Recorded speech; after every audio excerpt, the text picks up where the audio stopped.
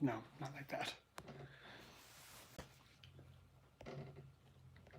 But if this was like, gosh, probably maybe more than 10 years ago, maybe I could say, come at me, bro. But nah, I still can't though.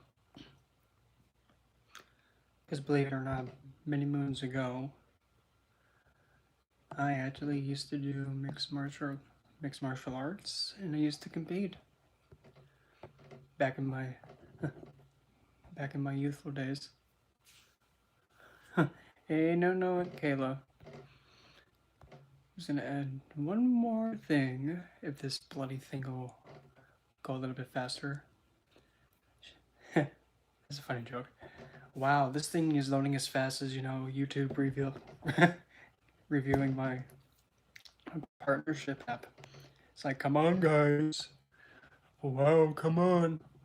Hurry up. I'm not dead yet. No. Okay, so without further ado, before I get into the meat of this thing, and actually using Taro's magical tool, I'm actually gonna kind of actually do a two-part thing. Firstly, I'm gonna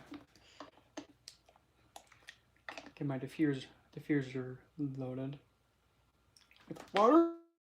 Oh man, that was about to be a wet mess. Yeah. Let that cycle a little bit.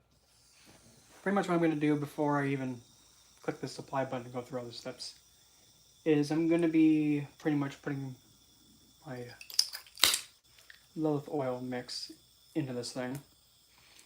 And just,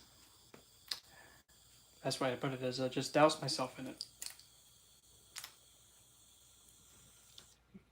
You know, because we all could use like some help here, and in this case, well,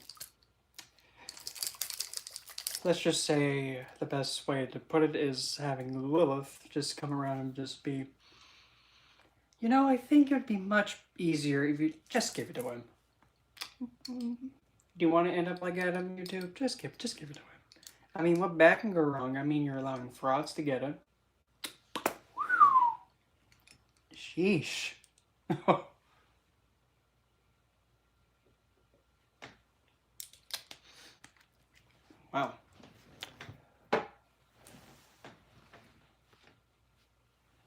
Oh, there it is.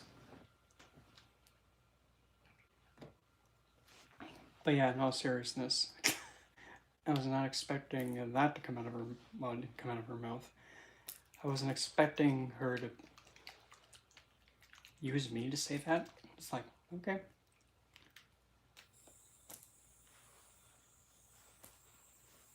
There we go.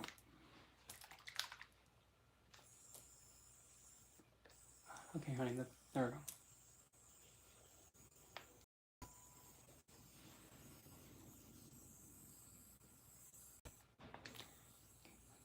Okay, dude, you're gonna have to blow a lot better than that. There you go.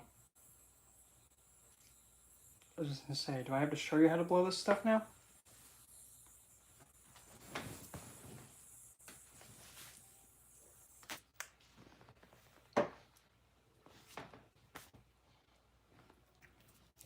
Okay. So I'm just gonna go through like this whole YouTube process because it's actually gonna be playing a part of actually using this. So, must have put Jasmine on me.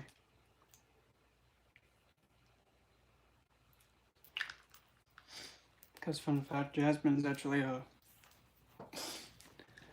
not only is it a really intoxicating plant, it's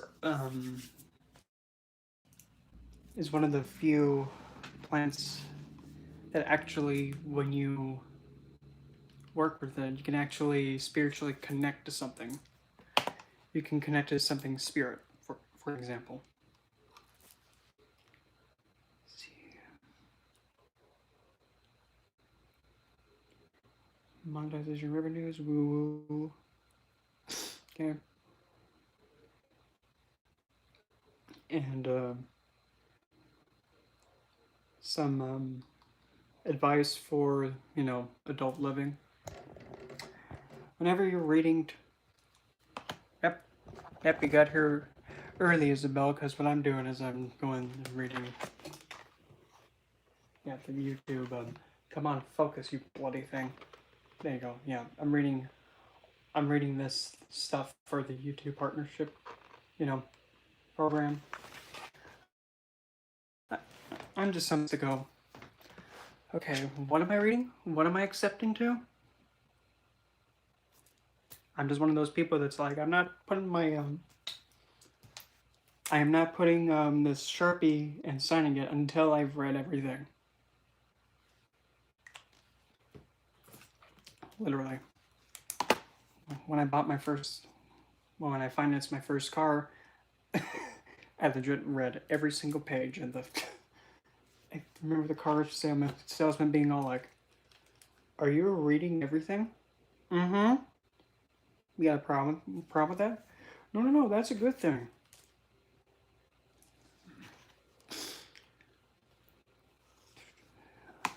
Mm-hmm. Let's see, together, each of which may be updated from time to time and are incorporated by reference. Okay.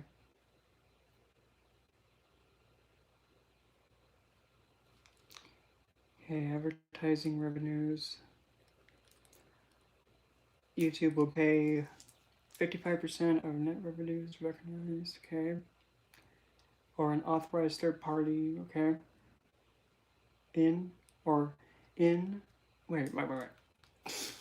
Content watch pages or in or on the player in conjunction with the, okay. YouTube is not obligated to display any advertisements alongside videos.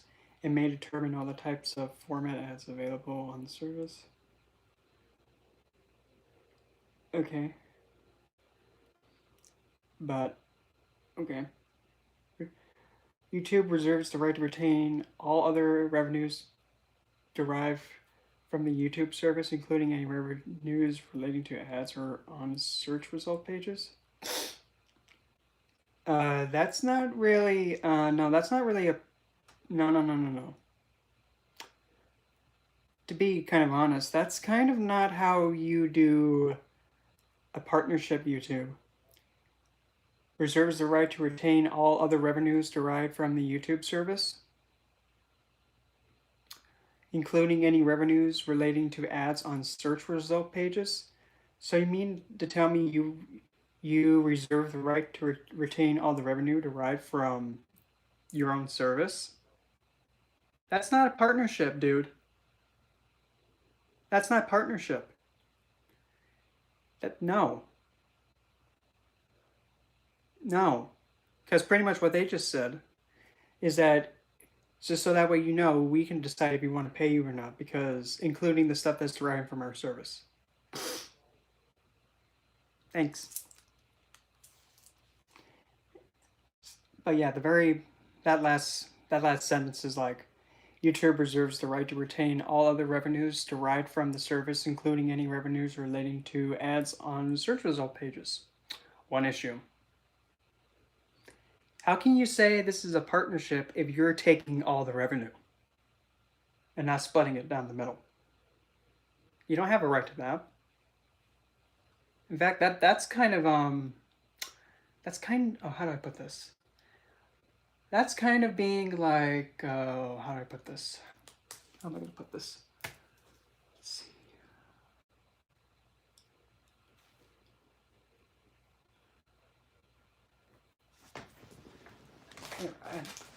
I have a better idea. Oh no, I'll use this deck instead. Just show it. Yeah. It's kind of being like this.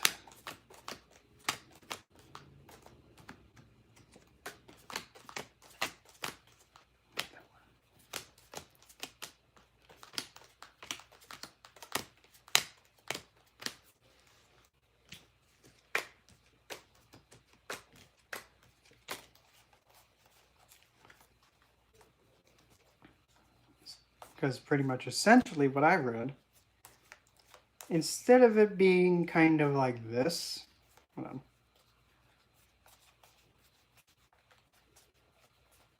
Mm-hmm.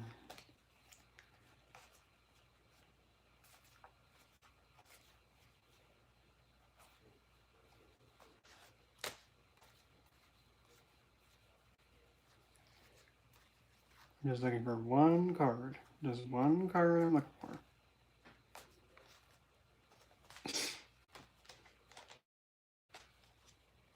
There we go. Okay, so instead of it being this,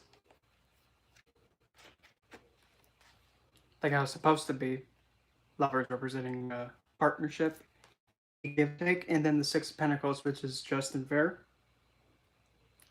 Instead of it being like this, it's kind of being like this.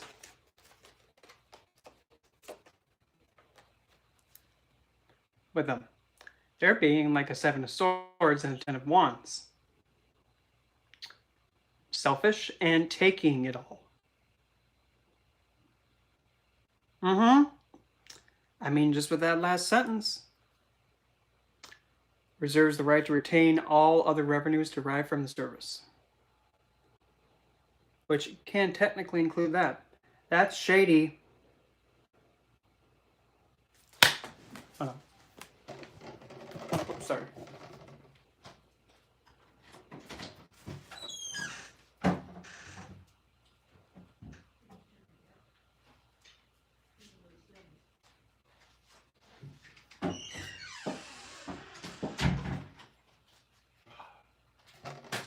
Ow.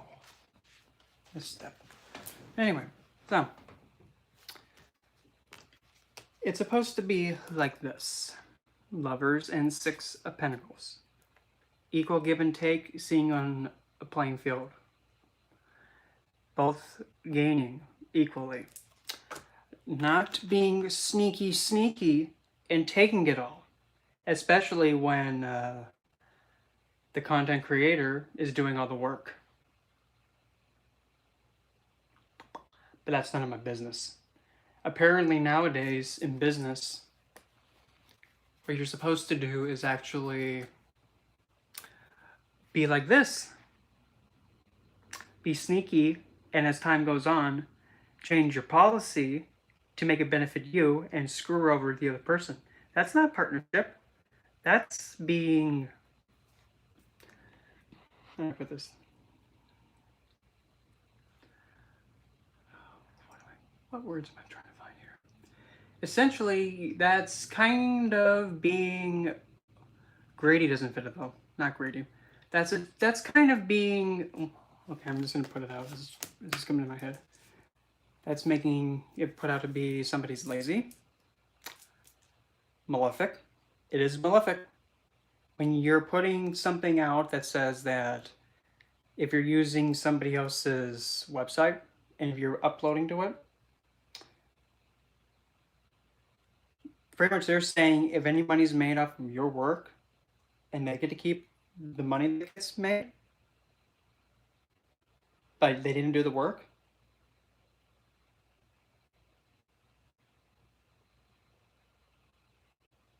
how does that make sense? Like, for an example, if I'm teaching how to do tarot and I upload it to YouTube to hopefully like get some revenue from it, how come YouTube gets to have all the can have all the credit for me uploading the work of teaching how to use tarot and not give me any of it? I mean, they can do that because based on how that's written. So how come they can potentially keep all the revenue of the video of me teaching tarot when they haven't even taught anything about tarot? How come they get to be paid or keep the money, but I was the one who taught it on their platform? You know, something's fishy, and trust me, this smells like Shamu fishy. And believe me, Shamu was quite the honker. Something's fishy.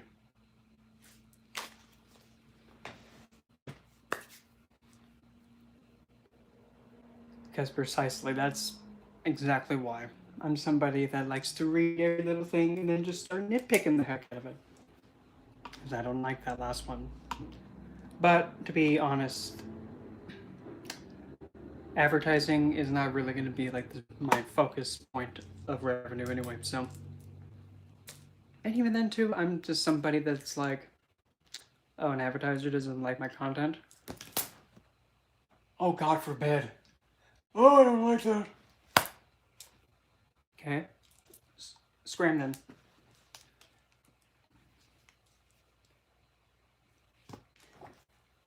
I'm not really sure what deck this is, Keller. I can't. I pretty much just got it from a friend. She just handed it to me, along with 9 other decks. Okay. Subscription. Tongue twister. Subscription revenue. YouTube will pay 55%. Okay.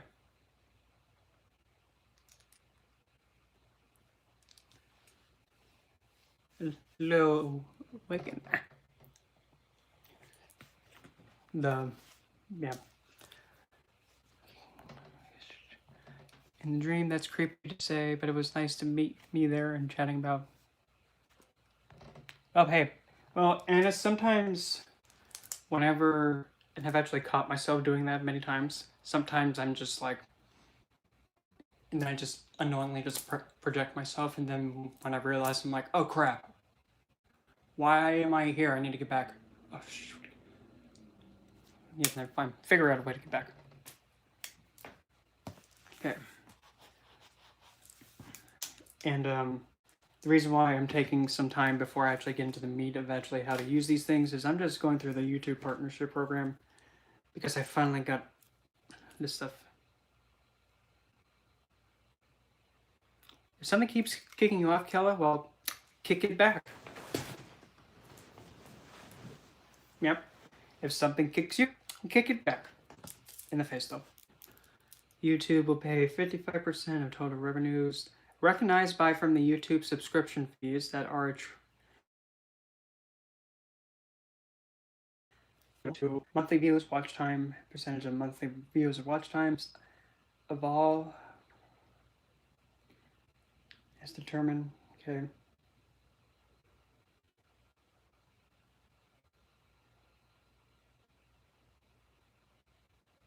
Okay.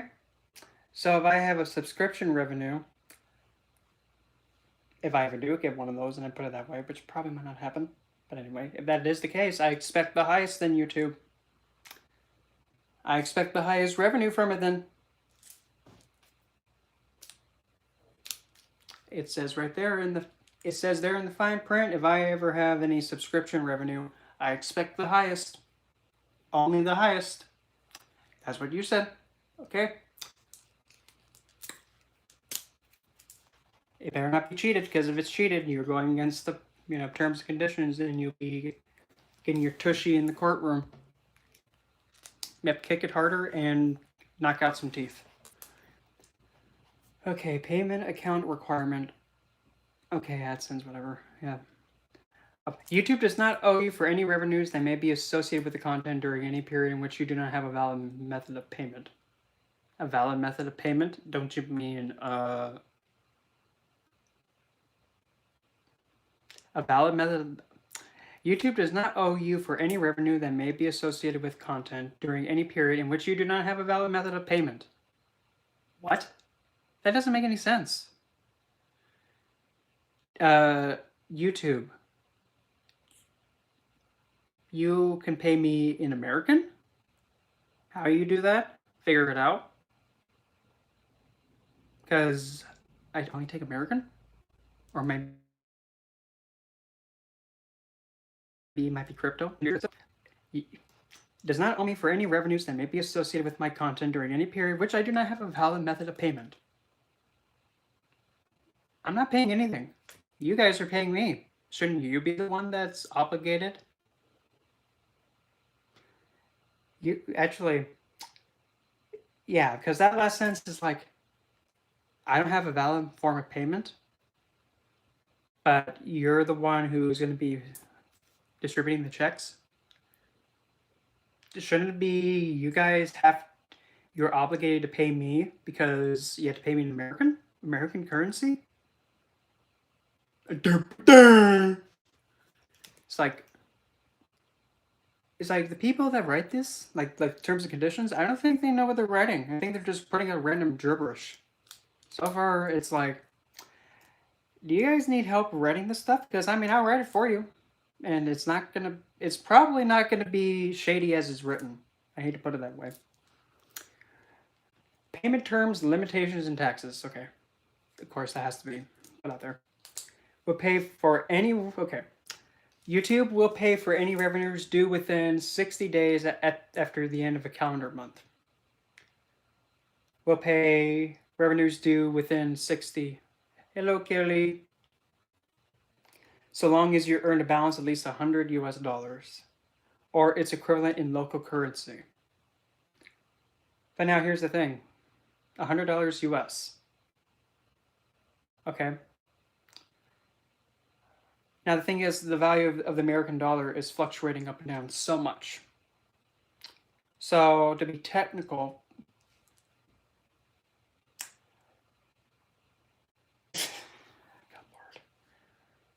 at the time of payment is due, okay, you are not entitled to earn or receive any revenues in connection with your content in any following of the circumstances. Right. You're not entitled to earn or receive any revenues in connection with the following circumstances. If one or more third parties claims rights to certain elements of your content, except in cases where policies or support systems sharing a portion of the revenues with you as determined by YouTube. Wait a minute, what? If one or more third parties, okay, any other service, claims rights to certain elements of content except in cases where YouTube policies or systems support sharing a portion of the revenues with you as determined by YouTube. No.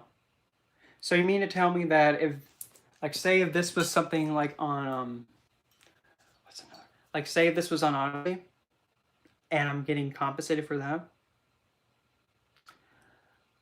so what, YouTube? So what? Don't be all like, oh, you must put it on our platform. I can do what I like, dude. And if you don't like it, well, boo-hoo. Stop being, money piranhas. Okay, the next one. If monetization is disabled on content by either you or YouTube. But if that's going to be the case, if it's being disabled, I need to know why. And I need to have a good explanation besides saying, this might, scare people. Not my problem, they're scared. And see, your participation in the partnership program is suspended or terminated pursuant to Section 4. Okay. YouTube will use reasonable efforts. Okay, reasonable efforts. I expect it then. And by reasonable, I mean actually having emails. They even have my phone number. You can call and leave messages too. We'll use reasonable efforts to notify you of any circumstances should occur. Okay, if I don't get notified and something happens, Okay, termination. Either party may terminate the terms for convenience within 30 days prior to written notice to the other, including electronic means. Okay. YouTube may either suspend or terminate participation immediately upon written notice.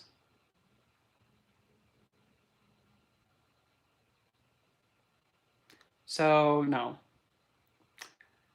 If YouTube reasonably determines or subjects that you have violated these terms, for clarity, in the event of any termination of these terms and services, of any of these termination of these terms, the YouTube terms, the way this is written is so bad. For clarity, in the event of any termination of these terms, the YouTube terms of service. What kind of English is that? No. Here. Here, honey. You need to refix this sentence. I'm just going to highlight it in red. Here, I'll even do it for you. For clarity, in the event of any terminations of the YouTube terms of service, comma, will survive and continue to apply to the YouTube use of the service. Not of these terms, the YouTube terms of service. Besides, terms is not supposed to be capitalized because it's not part of the name. I would kind of think that, YouTube would probably have, somebody who knows how to write in English. But that's none of my business. And no, I'm not trying to, nitpick at them. It's just that if I'm putting my pen on this thing and signing it, I'm double checking everything. Governing law. The governing law and dispute resolution provisions of the YouTube service will also apply to these terms. The governing law. Well, the thing is, YouTube is not part of the government. So can't really use that word. The governing law. YouTube does not no. That's written horribly. Miscellaneous. Last bit. Ugh. Capitalized terms used but not defined in these terms will have the meanings given to such terms in the YouTube terms of service.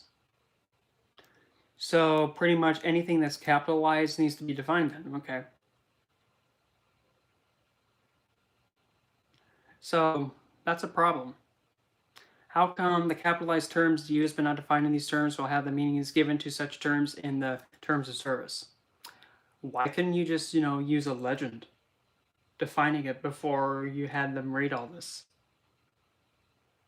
If something's not understood, why are you not making an effort to actually define it on the same thing? But hey, that's none of my business. Something is as shady as, Gossip Girl.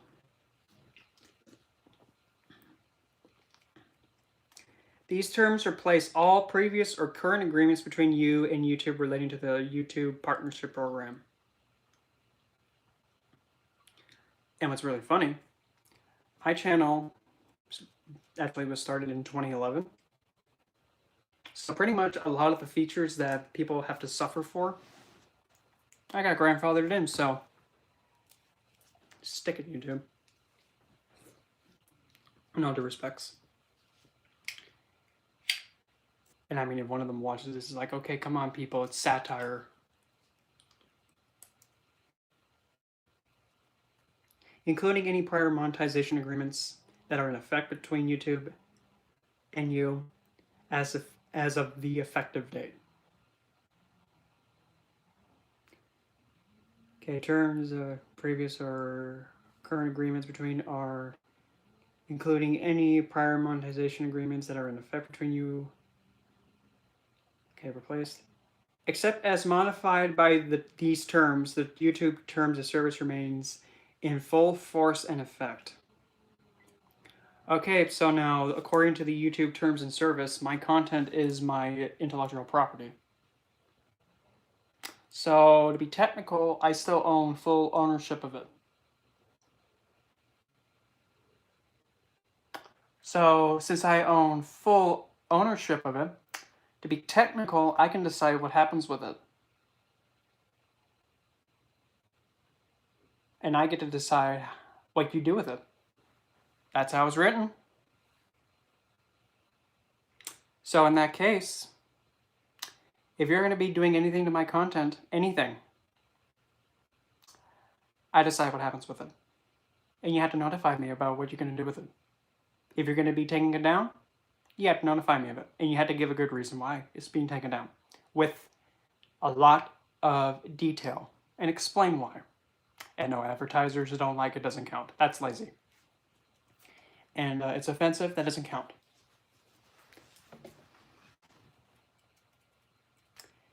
This is precisely why you have to really nitpick and really read stuff. This is actually a life skill. If somebody hands you a terms and conditions and anything relating that you have to sign, be it for like a house payment or like financing a house or anything like that, before you even sign it and they say, oh, don't worry about reading it all. This is just like all the long out legal stuff. You have your eyeballs on that paper. You read every little thing.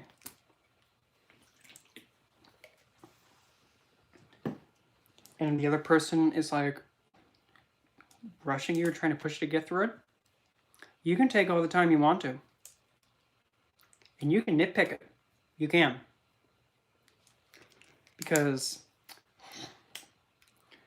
with their terms of service, it does actually say the content creator has full ownership of their intellectual property, even if it's on the platform. So since I'm the owner and I have full ownership of it, this is my intellectual property, I can decide what happens with it.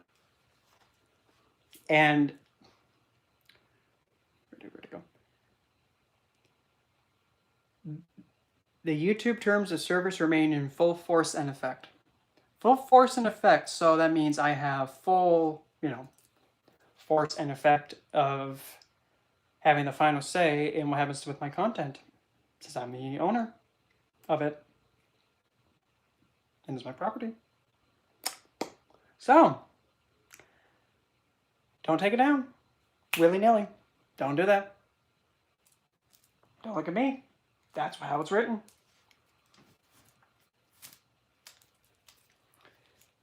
And when you actually, I don't know if I actually talked about them in Alchemical Mindset, but I will, again, just as a refresher. When you actually have the mindset of an alchemist, because, and being very Mercurian, when you read something and you just take a look at it, the way that it's written, pretty much that's like the boundary. If you know how to think outside the boundary and bamboozle it, you can. Okay, so essentially my content, I get to decide what happens with it though, because I have full ownership of it, despite it being on a platform.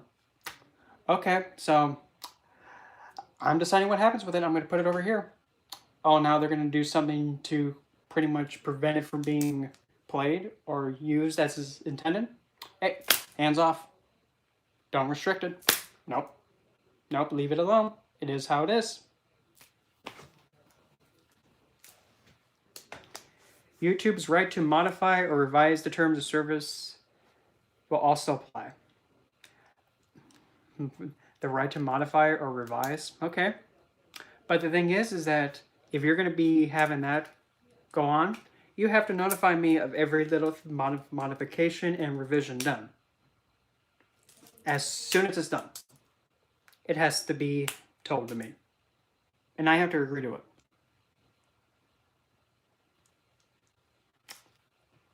When it comes to doing these kind of terms and conditions, it's just like a business legal agreement. And doing partnerships like that, you can most definitely be like, if you're going to do that, then you have to do this. If you're going to be saying you're going to do this, then I say I'm going to be able to do this. That's a partnership. It has to be equal across the board. One has to be able to rely on the other, and the other has to rely on the other equally. Because when we have something trying to be all like 70-30, no, honey, no. That's not partnership. That's not business. That's trying to make yourself gain more from the other person and subject them and restrict them to your baneful, selfish ways. So most definitely, I'm taking a screenshot of that. And then I'll be actually sending an email, pretty much adding on to my little tack onto it. Because I can. It's been tacked on. And I'm going to be typing all that up.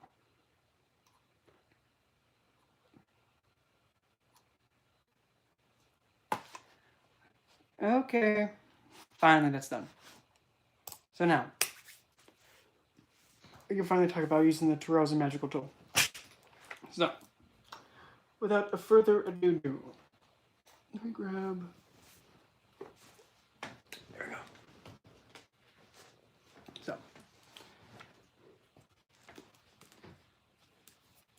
the tarot can be more than just, a divination tool. You can actually use it for spell work. Probably wondering how in the heck is that going to work? Simple. There's so many ways you can actually go about it. For an example, say if you're working to empower yourself, or like heal yourself, or do anything regarding that you're targeting yourself. Don't start yelling. Okay, fine. Nope. I'll just put this on again. Hold on. Return on my fan. Sweating.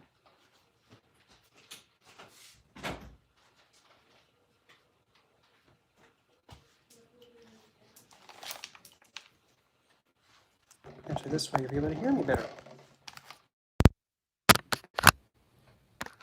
There we go. And now my actual voice sounds crisp. Still. So if you're doing any kind of working that's actually going to be targeting yourself, pretty much what you would do is actually grab your significator card. Now, a significator card, there is really no technical right way to do it. If you want to be technical and go by the book, give me this bloody thing. So, if you're going to be going by the book, you can use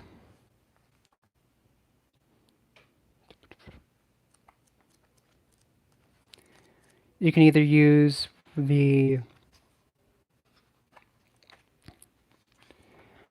court cards of a suit, like wands, swords, cups,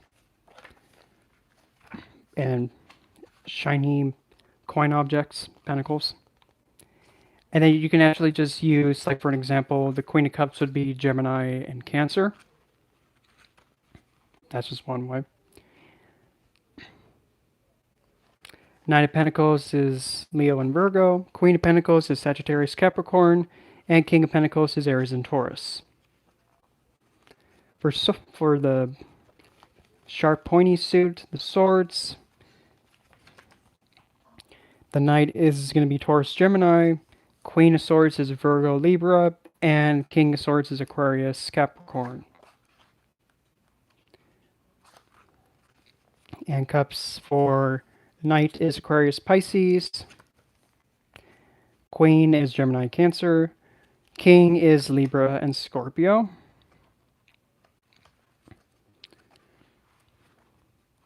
Okay, and the wands. I was going to say, where's the twigs?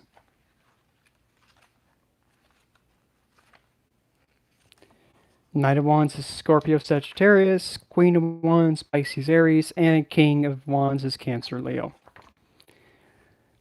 So depending on, I would best say to just use your ascendant sign, but if you only know your sun sign, then that'll work just as well. So by the book, I would be using, because I'm a Libra sun, but I'm an Aquarius rising. So technically, I would use King of Swords to be technical for my ascendant sign. Or you can even also use your moon sign if you want to be extra. But as for my sun sign, it's the Queen of Sass. So there's that way if you want to use it by the book. Or there's another way you can actually go about finding it. And this is actually how I got... Where is she? There she is. That's how I got stuck with this one as mine. Pretty much you just take your... Oh my gosh, I can't believe I was about to say that. Just take your dick. No. No. It's not time for that. Put that snake back in the cage. So you just take your deck. And now you just... get all the court out. All the court cards out. Including the pages. But the pages aren't part of the significator thing. Did I ask if they were? No, I didn't. Take them out of the deck too. But this person, I said take them out of the deck. I said take it out of the deck. Mm-hmm. True story.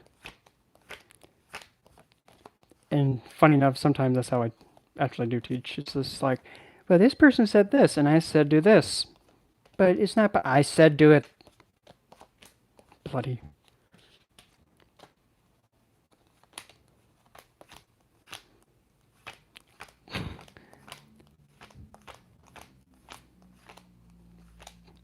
Because a good thought of, to ponder. If the pages are part of the court, how come they're not included? What makes them any different? Because if they're not being part of like the significator alongside the rest of them, then what's the point of them not being included? Why are they even a court card then? They should be like instead of there being like a 10 of a suit, it should be maybe number 11. But no, they're a court card. Mm-hmm.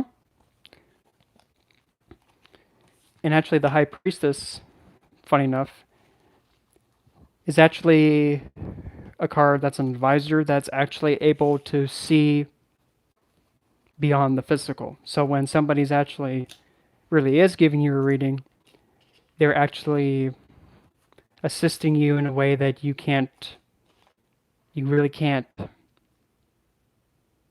see or hear what they're looking at. If that makes sense. They're able to see without their eyes, to be technical. But once you get all your important humans, that's what I'm calling them, deal with it. Once you get all the important humans out, now you just put them all by element, and then you just have them pretty much go from page all the way to the top to king. You just lay them all out like this here. We're going to go alley-oop. You're going to just have them laid out just like that. And now what you do is you just take a... Well, I'm going to try so hard to get this angle just right. So, this is so awkward, but deal with it. So then what you do is you just take a look at him, and you just look. Observe. Take a few deep breaths, and then you just take a look and go with what pulls you first. It doesn't matter who it is or which one it is. After a few deep breaths, the one that keeps pulling at you and the hardest is the one that you go with. And this way, what you're doing, you're actually letting your higher inner self and true self and best self pull you to it. Because for me, when I got my first deck, mine was the Queen of Cups. I'll see if I can get my first deck too. Once I put you down. Actually, I'll go grab it real quick. Ugh. It's all the way. Be right back.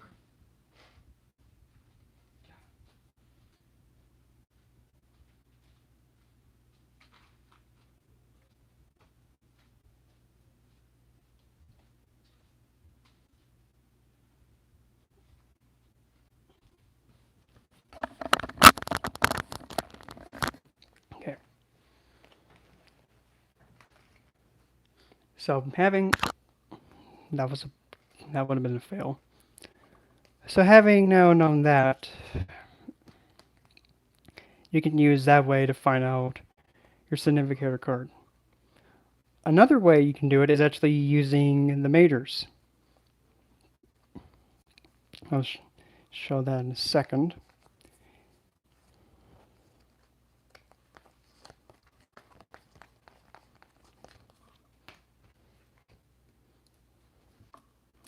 Yeah. This was the first time she began stalking me my whole tarot, you know, walking on the what in the world is going on path of tarot. Yep, she was the first one to cause this mess. And now she forever stalks me. But I mean, heck. I have to say, I love that action.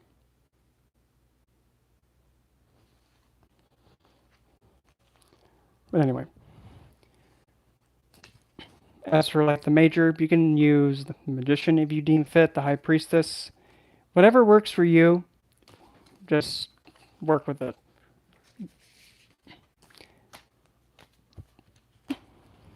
And usually, if you're doing magical work, of course, you have to pretty much void the deck, which is the same thing as like voiding a crystal. It's the same thing.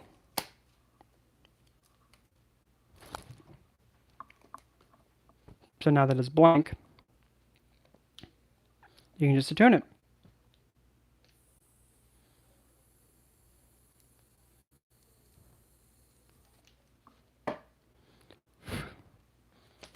Just like that. It's quick. Yep. So, as an example.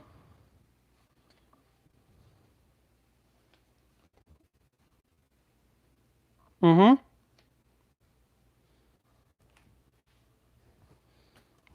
Because with the high priestess, let me dig her out. Young lady, she who is high.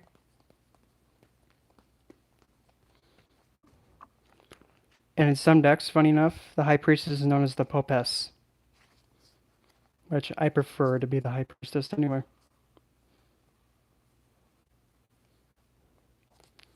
Yeah, because the he who font, yeah, no.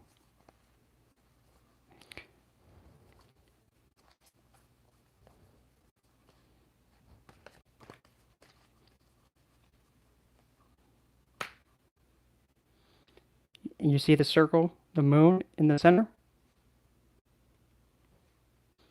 That's the lens you look through. Besides, how the high priestess has the two eyes there. 1, 2, 3.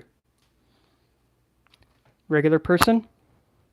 I'm actually going to outline it for you. There's the 2.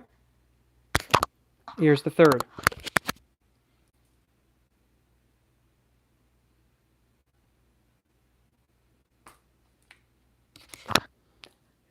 One, 2, 3.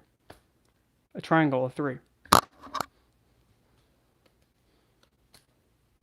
1, 2, 3. Triangle. That's why it's called the third eye. 1, 2, 3. Triangle.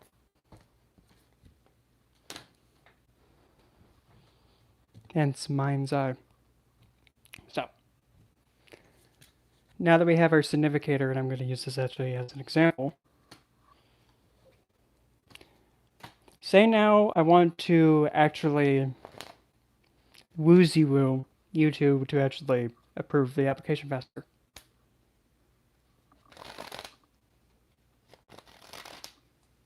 Oh, the all-seeing eye? Because on the US dollar, that pyramid with the eye on it. 2, 3. 1, 2, 3. That eye in the center is the third eye. Believe it or not. So now this is where you can take another deck, or if you want to, if you only have this one deck, yeah. If you only have just one tarot deck, this is where you can actually get a little crafty here. Get a piece of copy paper, make a copy of your card, like this, and actually keep it for safekeeping. You can put this back in your deck if you want to. But pretty much having another representation of this be your focus point, because now this is going to be symbolizing you, because you have that soul connection or your book connection to it. Since that is so deeply connected to you, so it'll affect you. A hooter. So, this is where you can either go online and actually look at other decks and print out certain cards of the cards you're wanting to try and influence with. So with this one being me trying to woozy woo somebody, I need to go through. I'm actually going to use the tarot of the haunted house to actually demonstrate it. So in this case, I'm using this to represent me, and now I'm going to try and figure out something to represent YouTube. Let's see. So for this demonstration, what I'm going to use to represent them is actually going to be something that's fitting. No, I'm not going to put the devil. As tempting as no.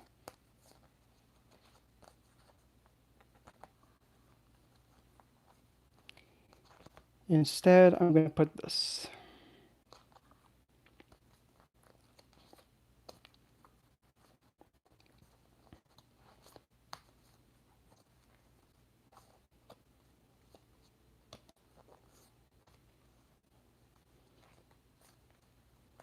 I'm still looking for it.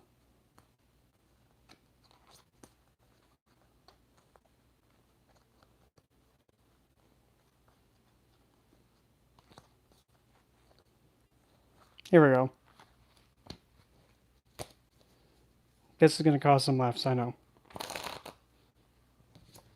Now to represent YouTube, I'm going to do this. Because in the Haunted House Tarot, this is their magician. This is what the magician looks like. Oh, Stetson! He's a butler. Magician's a butler. So yeah, instead, this is going to represent YouTube. What's the job of a butler? Oh, Stetson! Oh, Stetson, I need my tea, please. Stetson. Stetson, carry me, Stetson. But ma'am, you can just go down. I said carry me, Stetson. Now. Yes, milady. This represents YouTube. And yes, that's an inside joke. When I first got this deck, I was with a friend of mine. And I just kept looking at the magician and I'm thinking, I don't know why I just need to name him Stetson. And she looked at me and she just kept saying, you know, I think that fits perfectly. His name's now Stetson. And most of the time, whenever, because I think she was trying to get like some guy that, you know, was trying really hard to win her over. And then pretty much she was calling him Stetson because he was doing so much for her. So pretty much it became an inside joke, and we just kept being all, oh, Stetson, Stetson, I need you to draw a bubble bath. But ma'am, you can just turn on, I said draw me a bubble bath. No, put water in the bathtub, Stetson. Don't draw me a bathtub with a pencil. Stetson, you're fired. Well, milady, I've been here since this building began. I said you're fired, Stetson. But I can't. I've been here forever. You're fired, Stetson. I don't think she understands. But yeah. So we have these two now. One from as me and one as YouTube. So now, what we're going to do is use the Haunted House Tarot to actually influence Stetson towards the application process. So we're going to need to find cards in their depiction to actually help move this along a bit.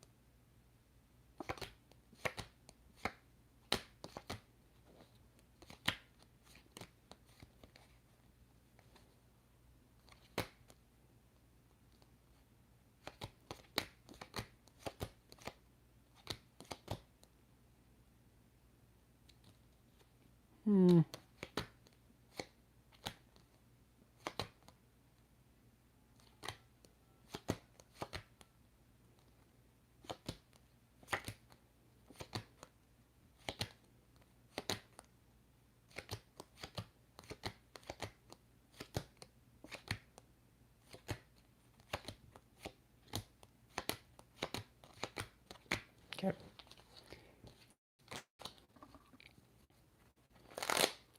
So from the cards that I've chosen, just as in the example, are the star. And the thing, speaking of the gilded Tyrell, I was thinking about getting it, and then I realized it's not gilded. It's like, why you call it gilded if it ain't gilded? Hacks, I say. So for this example, I'm gonna grab a drink. My mouth is getting dry. And my monster's empty. Be right back.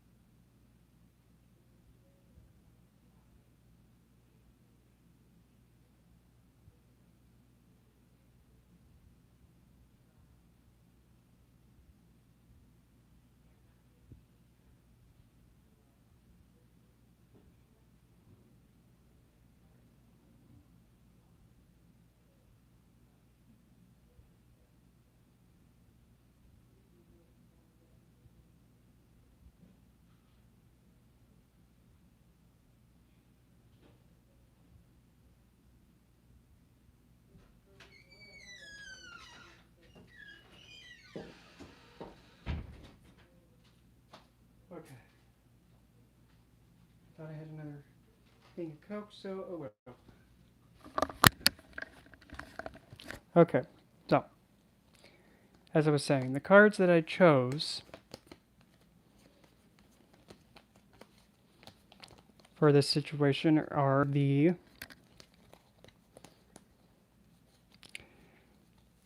Star, Nine of Pentacles, the Ace, Temperance, Page of Swords, Queen of Wands, Wheel of Fate, the Tower, Chariot, Queen of Swords. So,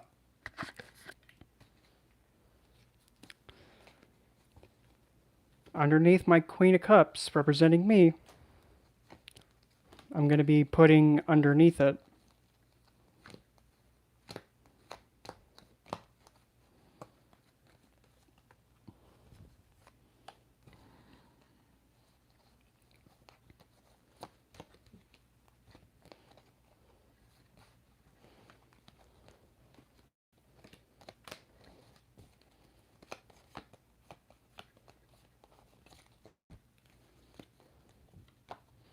I'm going to be putting underneath these three.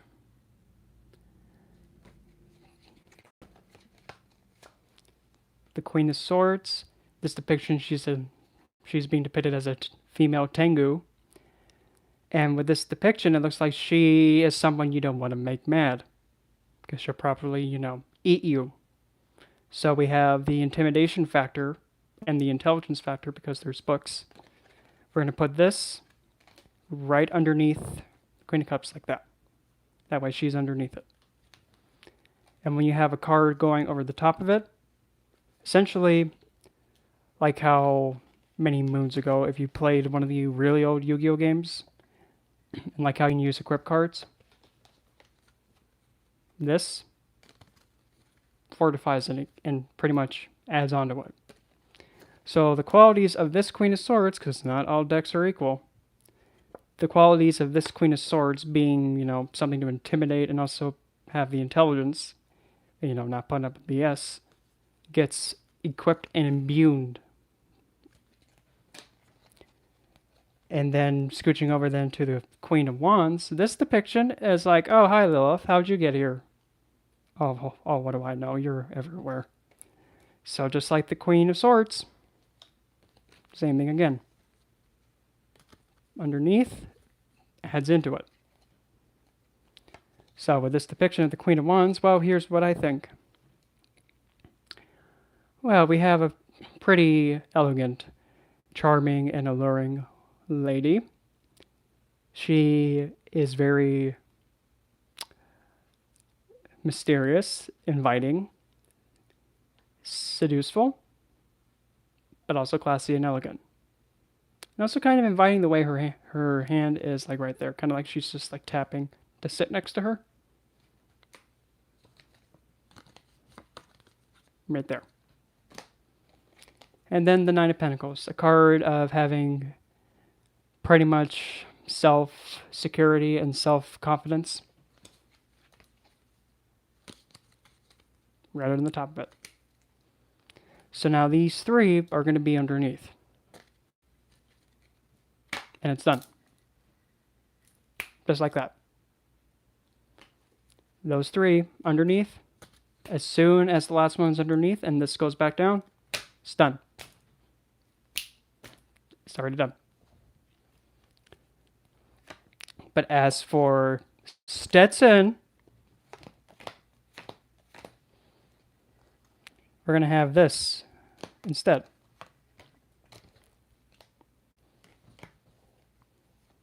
I'm going to add one more card. I thought I took it out, but I didn't. So, oops, my mistake.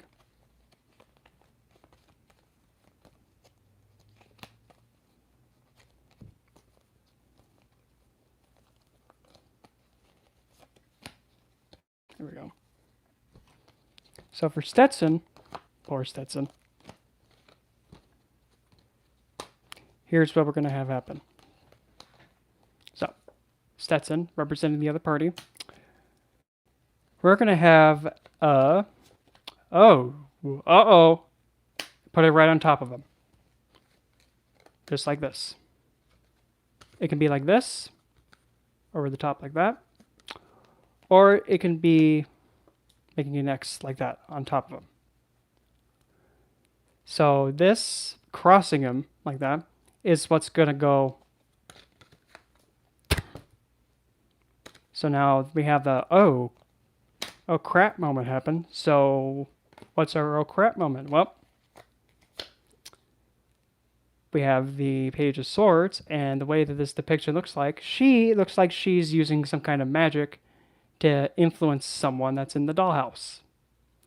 And she's actually like pulling their strings. So the oh Snapple moment's going to be Stetson getting possessed.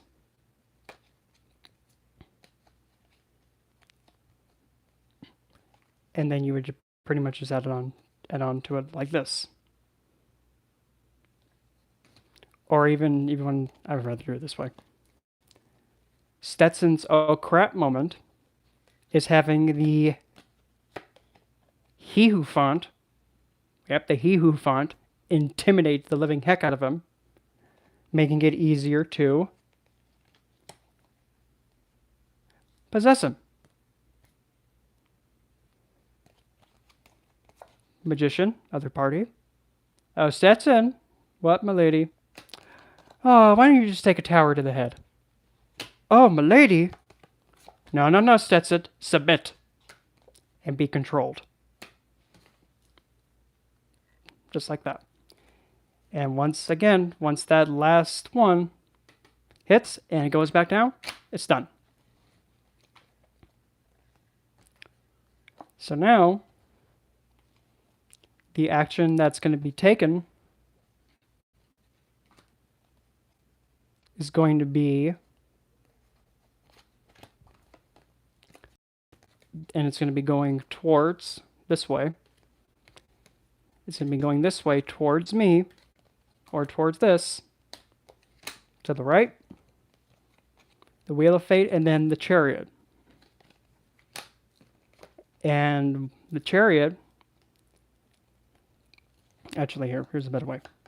So the desire of it being the Star and the Ace of Pentacles, the manifestation, is going to be put together like this, towards me, and then these two, the Chariot and the Wheel of Fate, are actually going to be going under, they're actually going to have that be put over the top of it. So it's going to be as such. Kind of like that. Because the Wheel of Fate and the Chariot being on top of this desire. So there's going to be a quickening movement of the manifestation by means that are not of this world or luck. Is going to go full speed ahead towards me from the other party to be bestowed and manifested and kind of like a wish coming true. So those two are going to go top of these two, and once it's put down, it's done.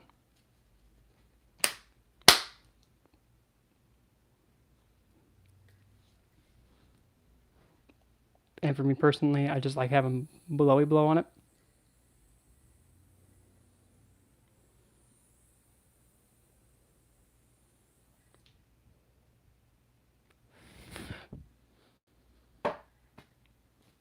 And that's it, it's already done.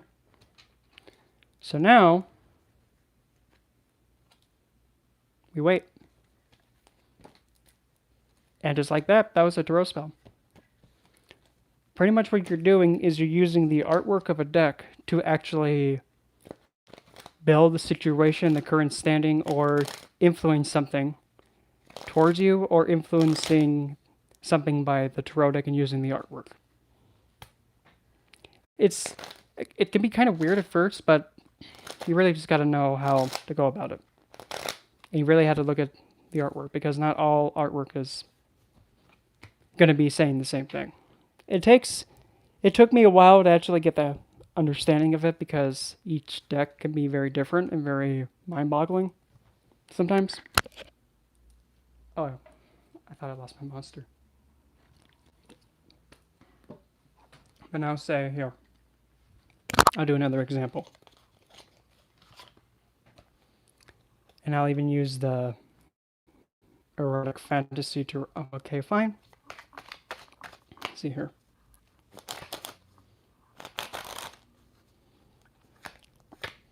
Just like before.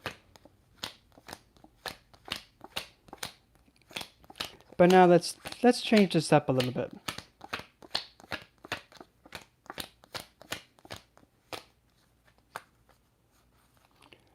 Why don't we now instead use this instead?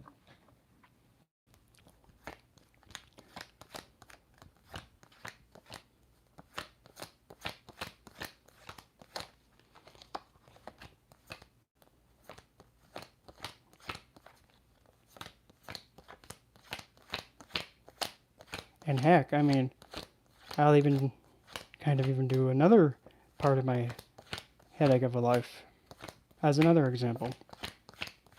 If I can just find it.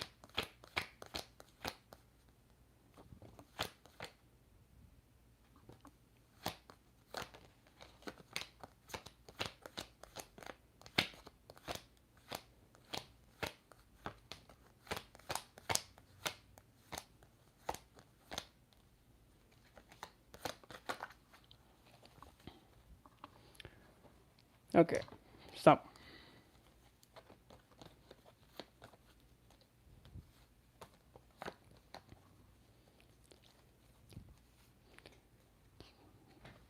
Actually using it for love working, okay?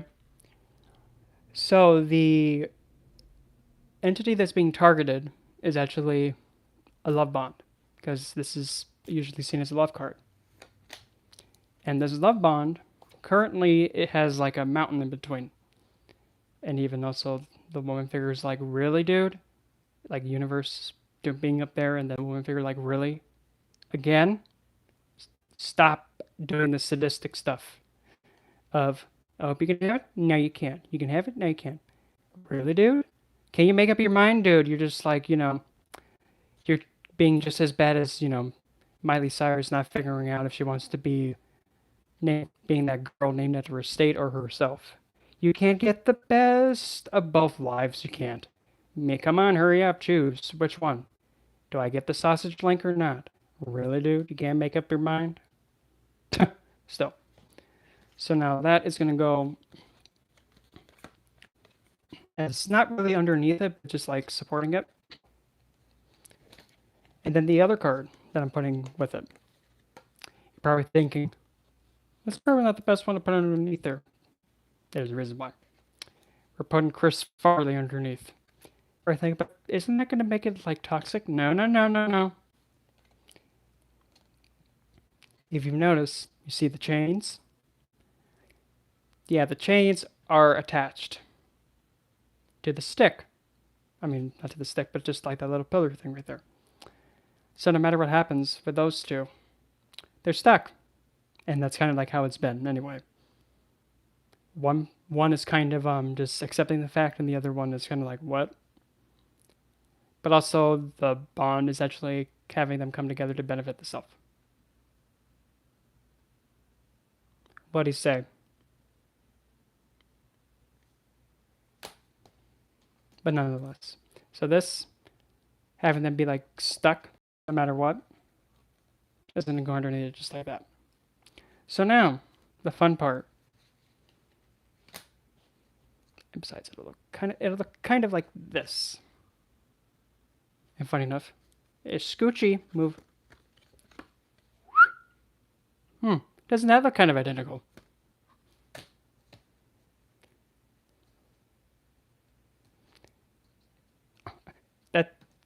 That's just creepy because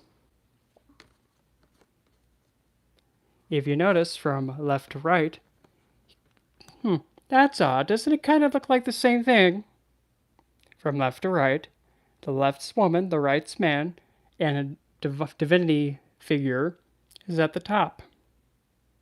Every single time. What do you say? But yeah. That's odd. Because it kind of looks like it's the same card being depicted over again and again. But to me, the best representation and kind of the strongest one is this one. But that's the one with addiction. Shh. What happens when you have two figures come together? Divinity forms. 1, 2. 1, 2. 1, 2. But now here's the thing. What's the point of the left-handed path? Usually, most of the time with Satanism. Betterment of the self. Two figures come together to make the self grow to its highest potential. Relationship between two brings the empowerment of thyself to its highest degree. Relationship betters thyself.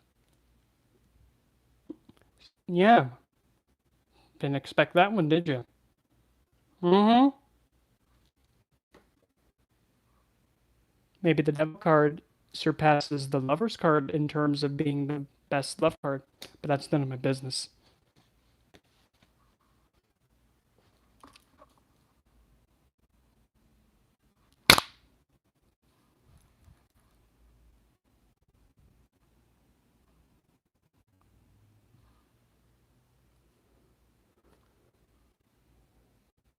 How does he know? Did he happen just to, watch her change? Sick.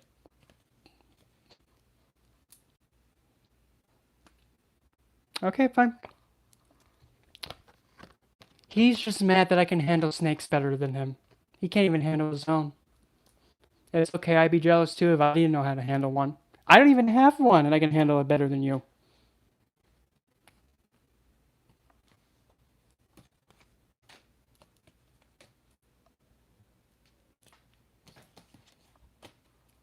That I have nothing to say, so I'm just gonna go with it. So yeah, I mean that's what she had to say to that.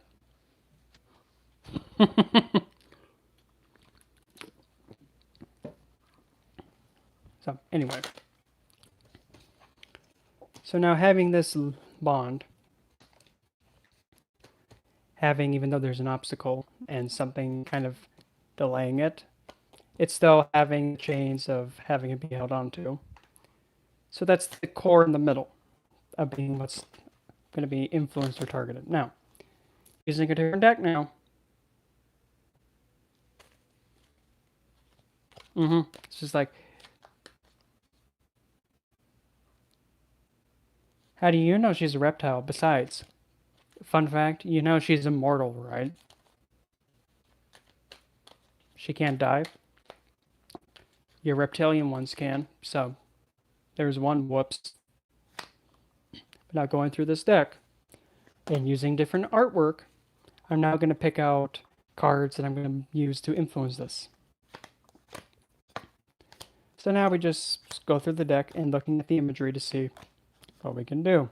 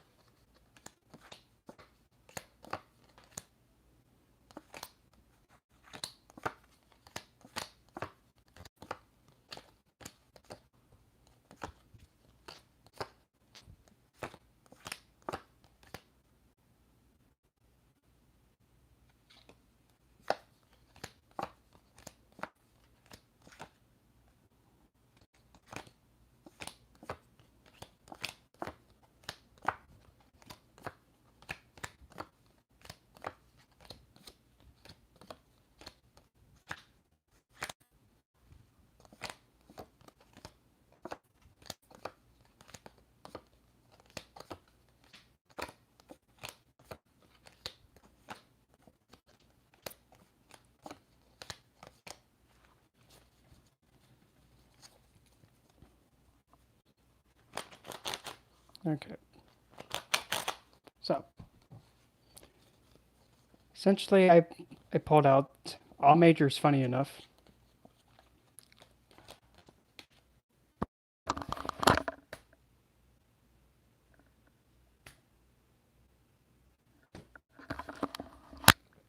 Sorry, I thought I heard someone yell for no reason. So the ones that I'm going to be using are Judgment, Wakey Wakey,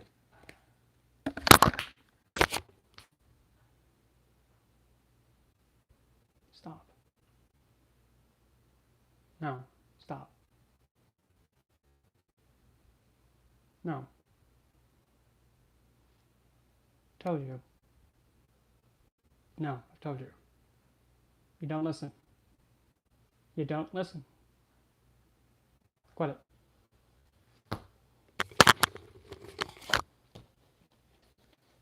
Anyway. So, Judgment. Busy. Chariot.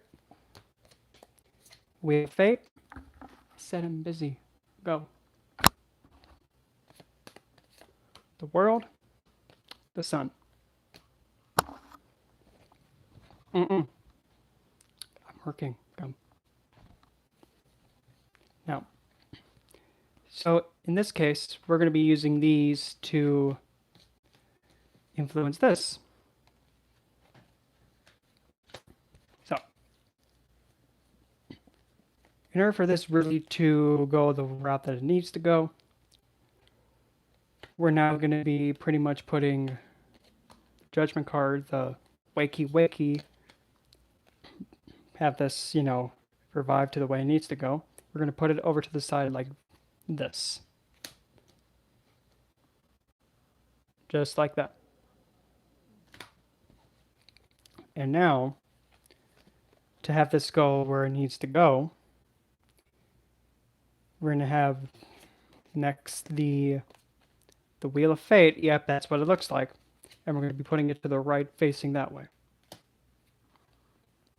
And then we're going to place on top of that the sun going towards the right again.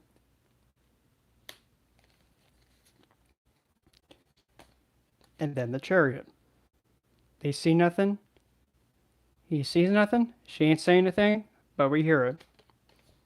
And that one is going to go on top of that one. On top of the sun, going this way.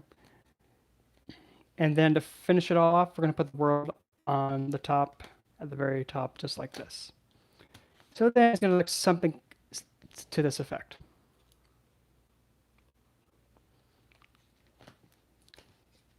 And pretty much since the world has something ending and something new has to begin afterwards, might as well give it something brand new. So let me just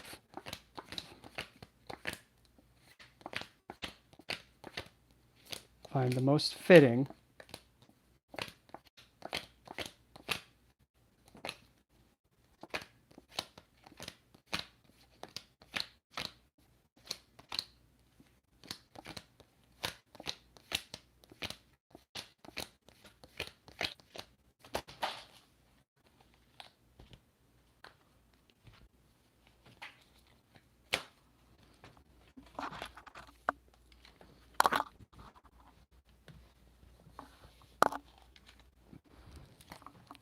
It's funny, I only dropped 2 cards out of that.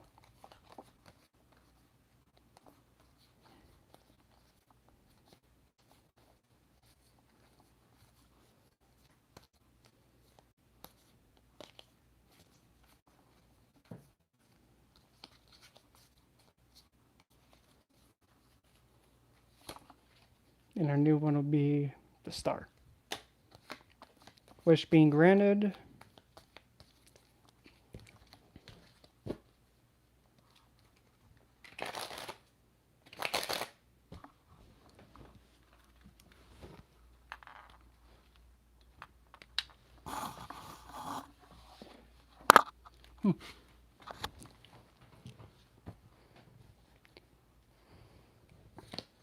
And pretty much it'll look something similar like this. Because you have below these three, the two cups being supported by the lovers and the devil. And this is supposed to be representing sit still. This is supposed to be representing the subject at hand, the thing that's being targeted. And then pretty much just hitting it, well, not literally hitting it in the face, but pretty much just then just going from there and influencing the heck out of it. If you're putting something onto something to influence it, put it on it just sideways. Now, across the top, like that. We have judgment, wakey, wakey, idiot, wakey, wakey. Time to see if you fixed this yet. So then after the wakey, wakey happens, we have a Wheel of Fate moment happen, and it's going to go across the top. So then across the top of that, we then have the sun, which looks like, which is a awareness and reunion, to the Chariot, which looks like a and then on top of all that, the World, the ending of a cycle once and for all, bloody heck. And then the new thing that begins is the star or wish being fulfilled, and that one's going to go towards the right. So you'll have something like this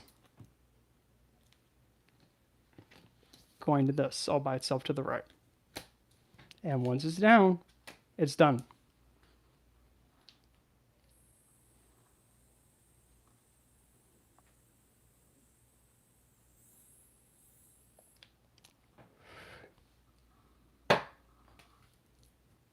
Just like that.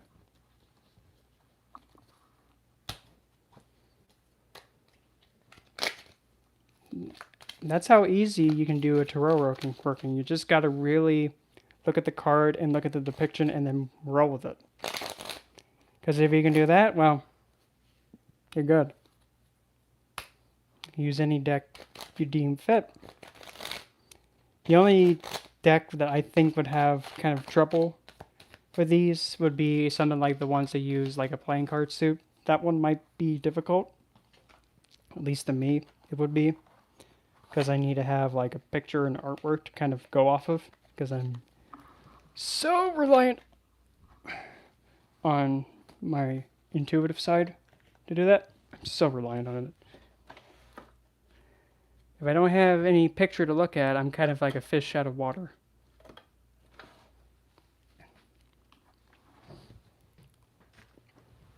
So yeah, really that's all there is with like using tarot as like a magical tool that way. It's not too hard, it's just trying to understand it, and once you get the hang of it and do it over and over again, you're good.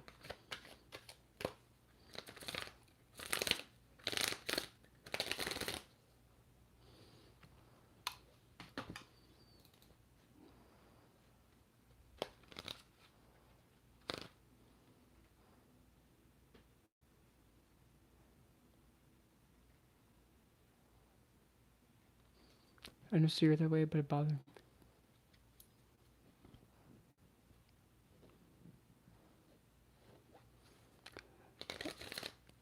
Because actually, you know, Jeremy, that kind of makes me think. Did he happen to listen to that one? If you know who I'm talking about. Because I mean, the thing you showed me, and you know, I kind of went like, really? Two. Sounds like something that he would say then next. And for fun fact, daemons, they are gods. You know why? Because that's how they started up until some he who font demonized them. Just because somebody put a title in front of them as a demon, that doesn't take away their god status.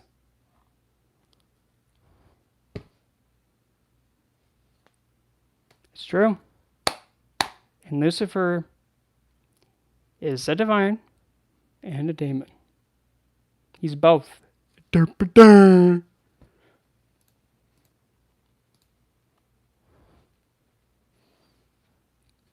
I first started working with tarot,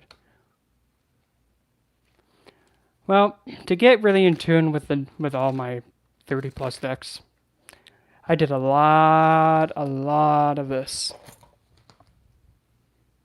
True story.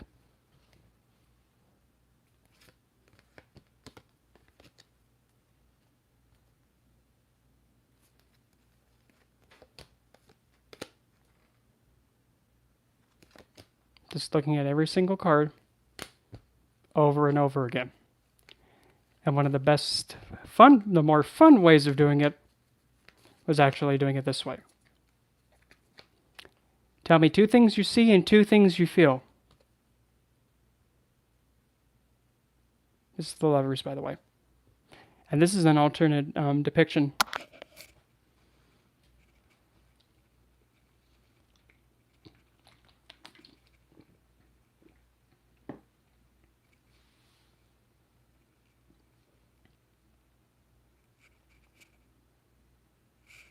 Two things you see, 2 things you feel. Well, for one, I see someone struggling to make a decision. Next thing I see is, oh, looks like Eros is getting annoyed. Or Enteros. Hey, Isaac. So, from this, we can see that somebody can't make up his mind between 2 choices. And looks like Enteros is getting kind of annoyed. He's like, listen, dude. Pick, or I'm just going to shoot you in the face. Oh, now, 2 feelings I feel. Conflicted. And honestly, kind of annoyed. But at least with this Lover's depiction. Because with this kind of a Lover's, it's being stuck between 2 choices. One is obviously has more appeal to it because it's in red and pink. And then the other one is more pure, innocent, and more, this is going to sound so bad, but go with it. It's more virginal, meaning it's more pure. And the guy's trying to make his choice. And then Divinity is getting kind of annoyed with him, being like, it's been 30 years, boy.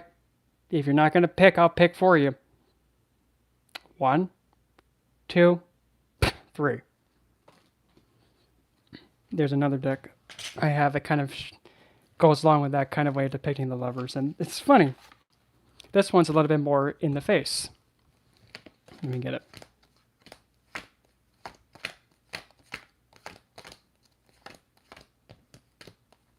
Like for real, in the face.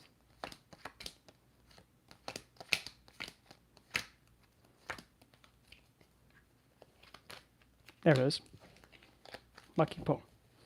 So, there's that, Lovers. Now here's this one. The same thing. Except the hair color is different. And funny enough, this one doesn't have Divinity in it. Well, technically you could possibly say the frozen tree.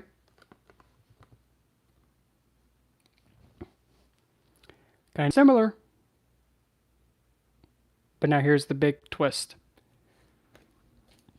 Unlike this one, the woman in white, she has her hands tied behind her back and it looks like she's standing patiently ready. This one, she has a knife.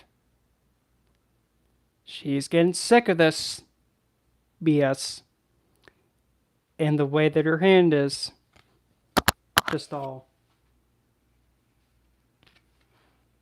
like, really? I'm your wife, dude. Because that's supposed to be Coca-Cola and his wife. Really, dude? You know, I'm getting really sick of this crap, dude. I'm getting really sick of it. Getting real sick of it, dude. but he doesn't know she has a knife in his hand. He doesn't know. Meanwhile, Lady in Red's like, sucks to be you, dude. While this one is trying to think, he's trying to think, which one do I pick? And this one in the red, we don't see all of her face, so we don't know if she's plotting something else. Or to make it worse, maybe she could be a homewrecker. Dum dum dum. I don't know. We don't know. Who knows? Maybe the blonde guy is with the woman in white. And here comes the homewrecker. I don't know. Because this one kind of looks like, oh, you're going to go off with the elf? I see.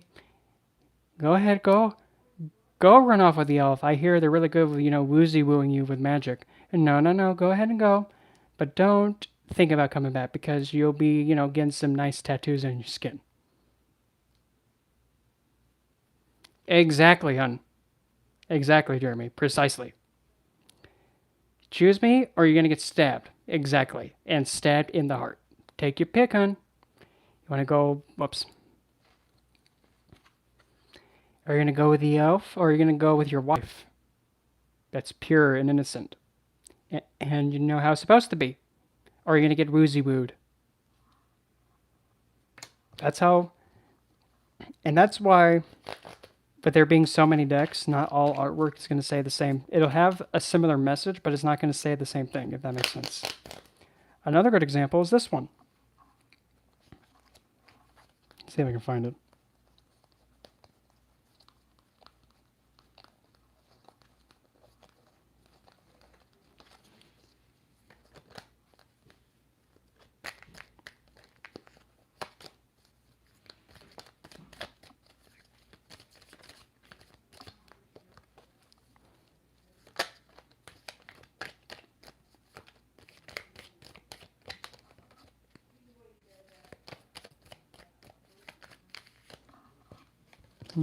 Where did it go?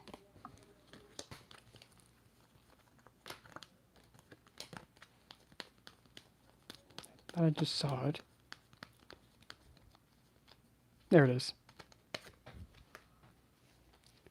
Now that Queen of Swords looks a lot different. It looks like she's not flipping off anybody.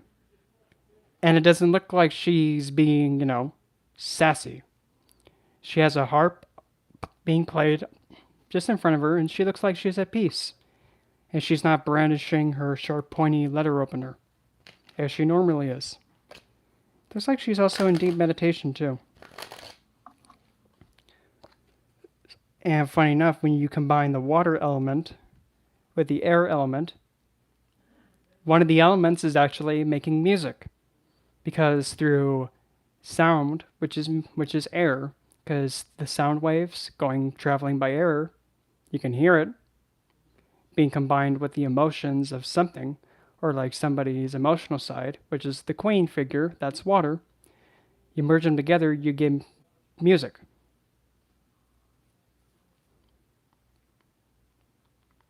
So this Queen of Swords, by depiction, you can actually see someone being able to express their emotions accurately.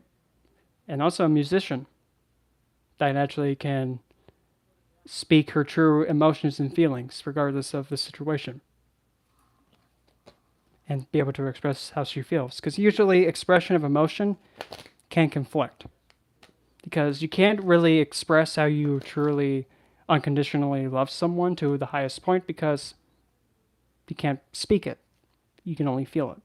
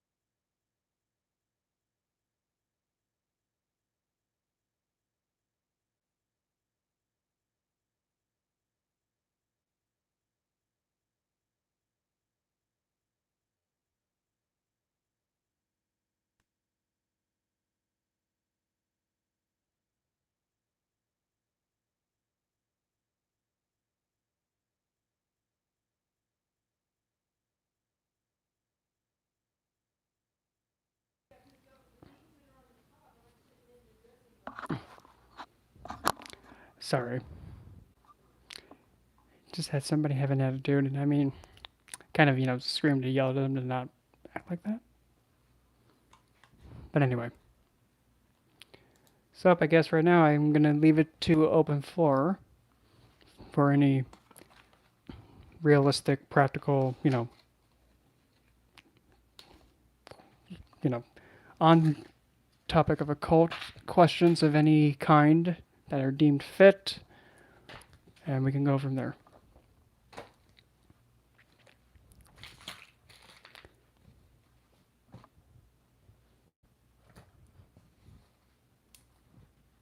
A nymph, yep. In the mind's eye, yep. And actually, a nymph, in a way, a nymph is usually, most of the time, nymphs are usually feminine because I've seen essentially like a sea, there's the sea nymph, then there's the water nymph, which is like somewhat similar to like kind of like it can be like a naiad or a Udine, but the naiad is more transparent. Well, the earth nymph can also even be said like a gnome in a way, because an elemental is an embodiment of one of the four elements, or if you want to be technical, even if you're going by like the Chinese way, you can actually see like a metal nymph. But then again, you have to go through like their whole elemental system. But there's also elements in between, if that makes sense. Like how there's smoke, mist, which is air and water. There's ice. There's um, lightning. But essentially, for the earth and water, those are the ones I remember clearly. The earth nymph essentially is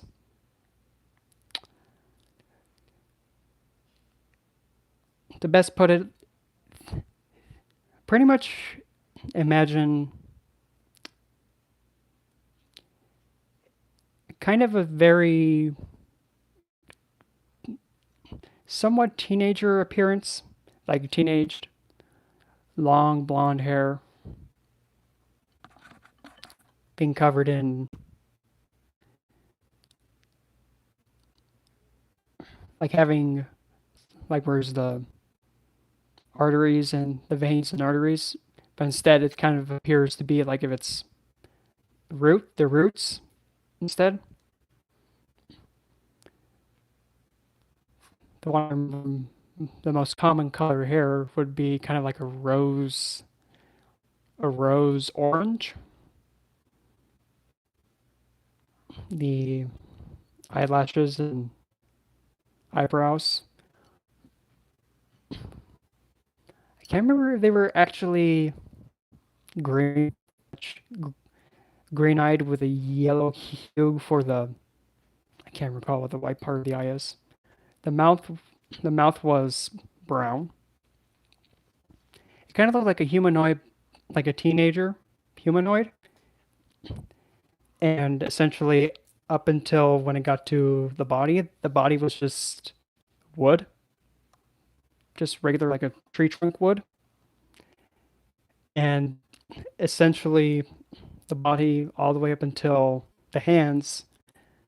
Essentially, that was all wood too. But when it got to like the fingers, that's when they started to become like small little branches with flowers. And then all the way down to the leg, it was still wood. And then the toes were the same thing. Kind of, what's that word I'm looking for?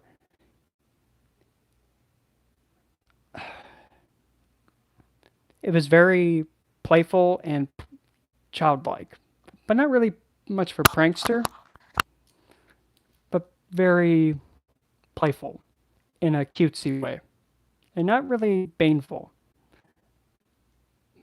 so far.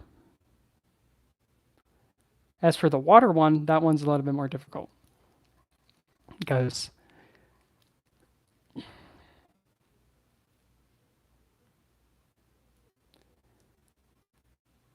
That said, all that I could have seen, all that pretty much I could have seen, was just a glimpse of like a humanoid figure swimming in the water.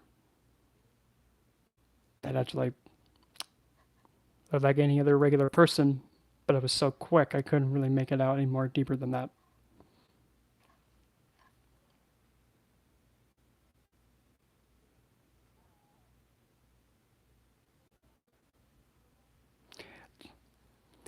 Leo, so Leo, Libra, rising, Lilith in the first house. So you have a Leo sun and a Libra ascendant with Lilith in the first. So that means you have Lilith in Libra in the first house. All right. Aphrodite and the Greek pantheon, they're well, I mean, if something's a divinity, it's just part of the astral. Same thing with anything that's of like the underworld or anything like that. They're all astral entities. I'm somebody that likes to just keep it simple and not say like there's 50,000 realms really to be technical. If it's an astral being, it's on the astral side, which is the other side. Having like all the realms and making it like all kind of like making it like how Kingdom Hearts had like, okay, you can go to this world, get on the gummy ship. I like to keep it simple. It's on the astral side. This is the mundane everyday. That way it's not overly complicated, at least for me.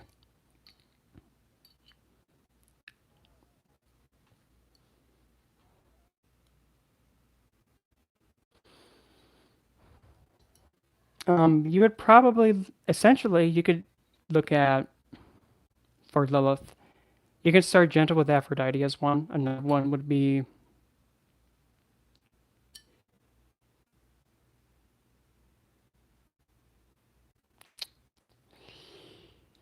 hmm, it's really difficult because there's not really, well, you could also consider maybe Inanna Ishtar as another. But I mean, for Lilith, it's pretty, I mean, there's nothing like else like Lilith because she's who she is, and there's really not much else like her. I mean, you could. Hmm.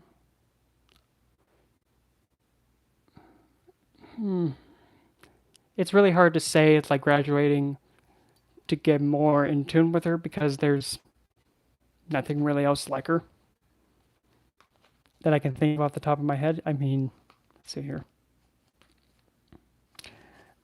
Maybe Morgan, but that one might be you have to be careful with. Hell's another one, but to me, Hell is easy to understand, but she's point blank to your face.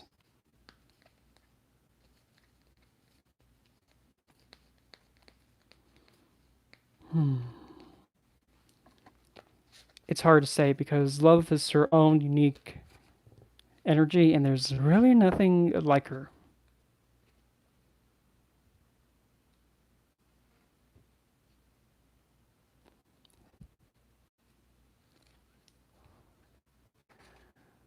Well, the amount of other spiritual realms there are, to be technical, and try and make. Well, I got. I'll be getting to you in just a second, Isaac, because that placement though, that placement you have with love, infinite spiritual realms. Well, to be technical, on the astral side, for you, whatever you say is on the other side, that is there. That's what's on the side. You decide if there's infinite possibilities. You can decide if there's only one. You can decide that there's none. You can decide. But from a try and being a factual standpoint, there is. But that depends on you. Everything has potential, but you decide if it has the potential or not. And that's coming from a neutral standpoint. I don't know. I know potentially there could be, but I'm not really sure. But now, Isaac, Lilith in the first house in Libra. Where's your moon placed? Really, soul contracts, to be technical, if you make a if you made like a soul commitment or like bound to someone from a past life, so that means moon is in your 12th then, right? No way. You're a Libra rising. Yeah. Sun is in the 11th house then. 11th house sun. And then you would have Virgo moon in the 12th and Libra. Okay.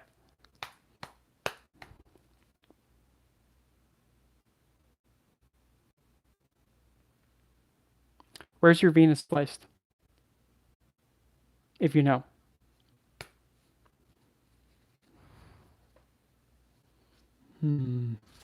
Because I'm already drawing it in my head, and that was going to be quite the colorful one. In the 10th? Okay.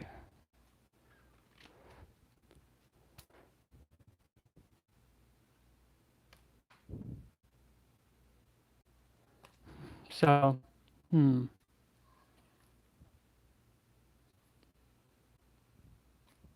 Okay, that is a strong that is a strong sun then, okay.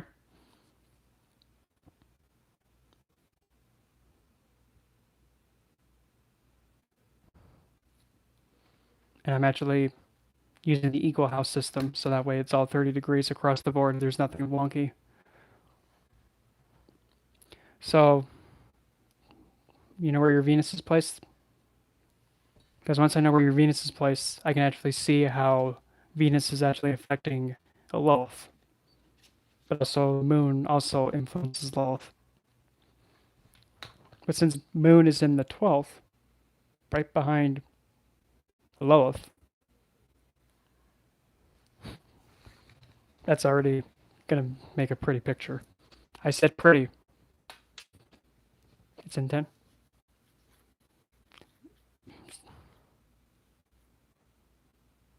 Okay, perfect. So, yeah, I'm gonna scooch this over. I'm gonna put this thing in because I don't want my phone to die. So pretty much, here's what we got. What? So that means Venus is in the 10th house and in Leo also. And the best way to actually connect to a nymph is actually go towards. No.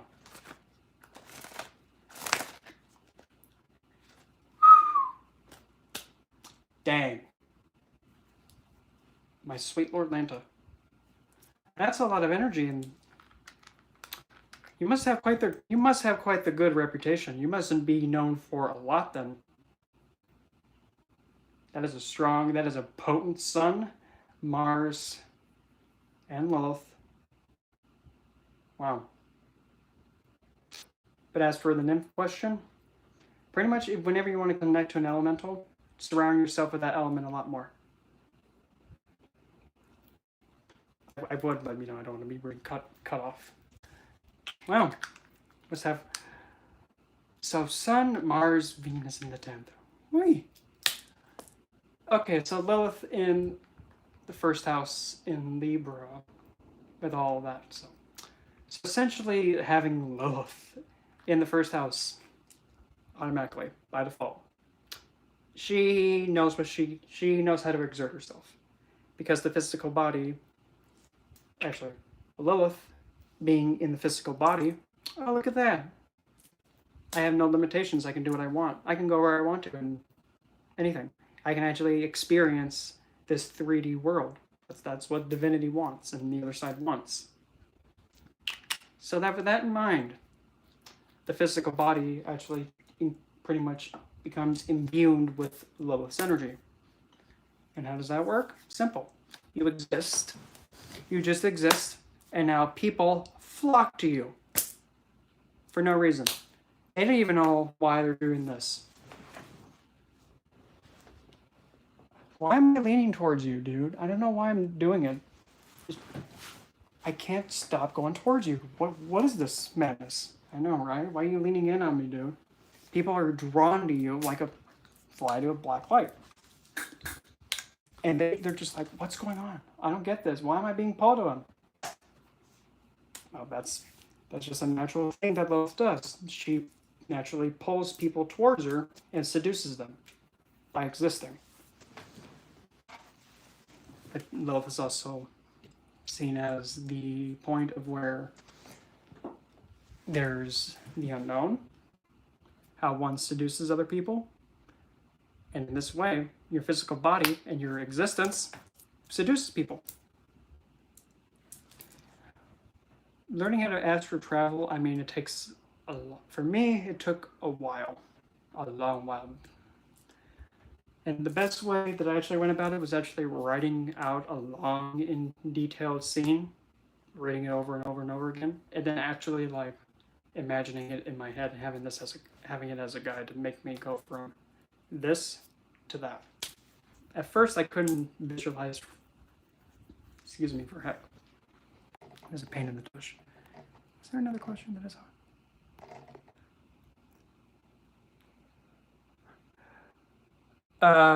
And also Jeremy, that person, if he got kissed by something that felt as cold as death. Did he happen to kiss Scotty from Norse Pantheon? But anyway, back to Lilith and Libra. Okay. And but yeah, you simply exist now. You just seduce people. People are just like, I want this one.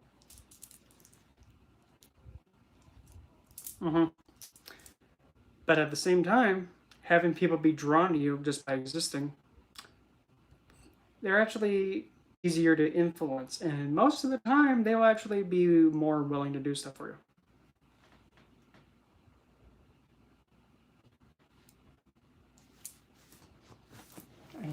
I need a writing apparatus because I want to make sure I don't lose one.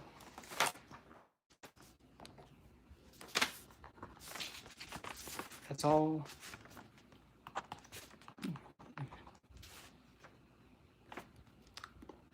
I mean, that's one of the things that she wants people to do. Oh, you think you're...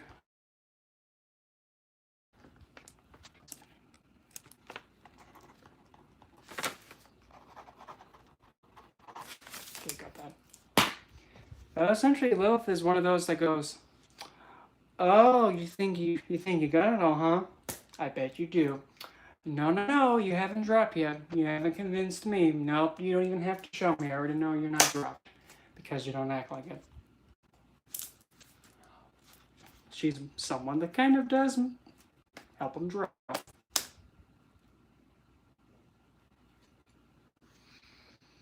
He's such a doll. Still. As for resuming that Lilith in the Ascendant in Libra, well, one sense of empowerment comes from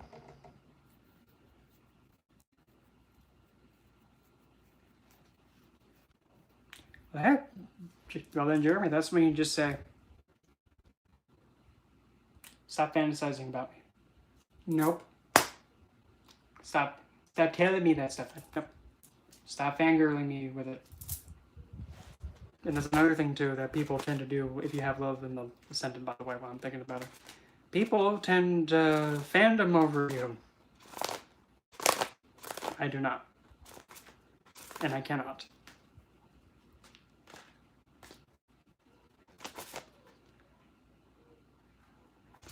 Reason being, because if I was to actually go towards that, I would actually be deemed kind of betraying the left. Even though I'm not aligned with the left, I'm allied with it. And I can't work with the right because I have to give up. I have to give up hell in the background right there. I have to give her up in order to even work with them. And I'm not going to do that. I can She's my foundation, and I'm not losing her. Still. And just your existence having Lilith in the Ascendant, pretty much people are a lot easier to influence, and they're more than likely going to be wanting to pretty much to do something just to get your favor and attention.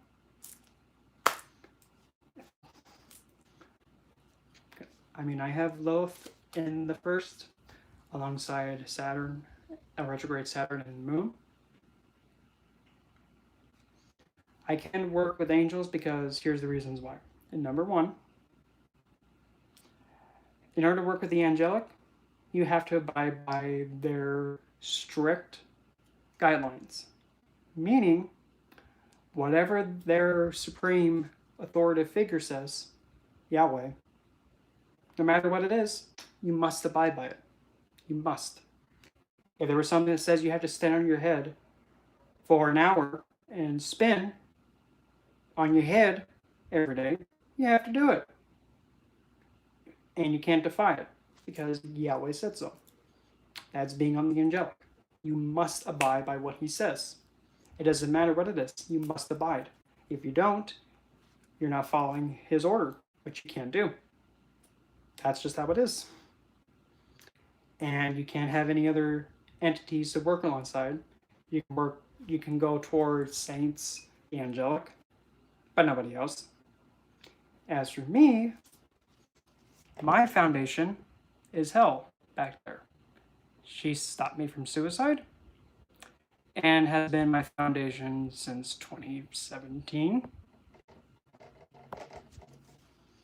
Yeah, she's not going anywhere. And in order for me even to go towards that side, I have to give her up. And I can't do that. I'm not going to do that. So right then and there, I can't work with the right. But not even that. I've also worked with the left. Even before I met hell, I've worked with the left. And even afterwards, after when hell and I connected, later on down the line, I was starting to go towards the left again. And even though I had a already good reputation and a good rapport and kind of was dismissed on good terms, I can still go towards the left because the left is more accepting than the right. The left is much more flexible, way more flexible. The right is strict. And the thing is, when you restrict divinity and when you restrict something from growing and expanding, you're making it become tainted. And also, Black Moon Lilith in the Ascendant makes you very I do as I please. Deal with it.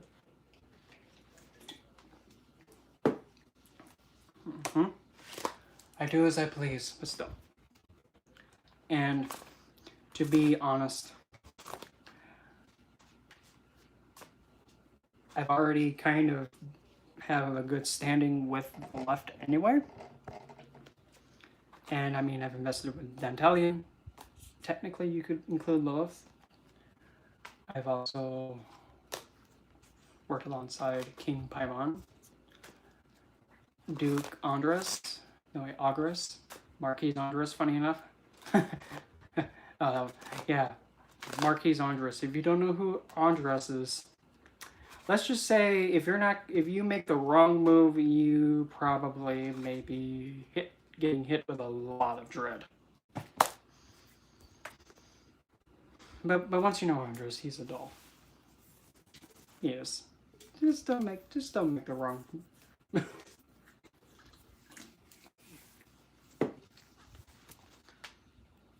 Who knows? Paimon was the funniest. Having a divine conga line just come out of nowhere, and then cats playing instruments like tubas, horns, and they were blowing them obnoxiously, and then a bunch of tambourine women coming through, and then one random derpy elephant with cymbals. Like, okay, then Paimon appears, stands and pretty much was on his camel, just all kicked back like if he's on a cruise ship. The camel just stops, gets down, and then King Paimon just does like a breakdance kick move, throwing his legs over and doing that, and he just stands to his feet and walks towards me and just said, "That was quite lavish." And then he just looked at me and said, "I'm a king, duh, what do you expect?" And I mean, since then, I mean, let's just say he's the life of the party. No.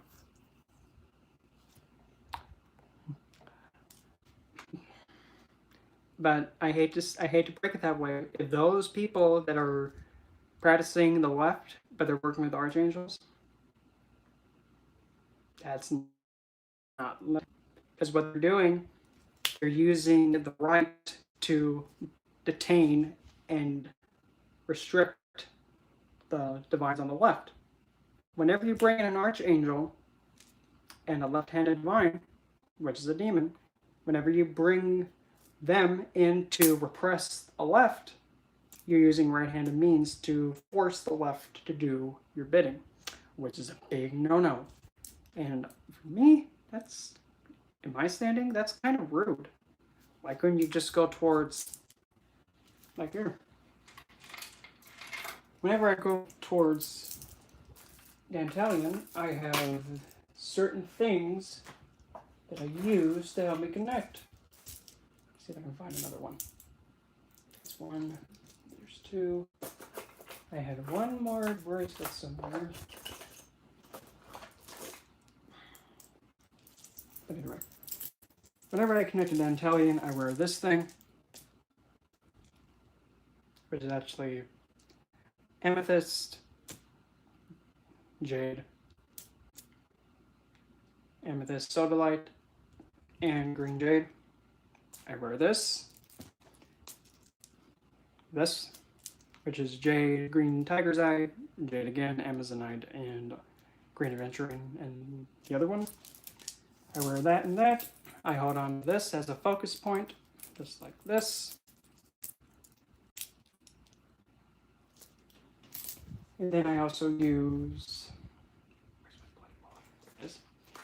and then I also use this by focusing on it.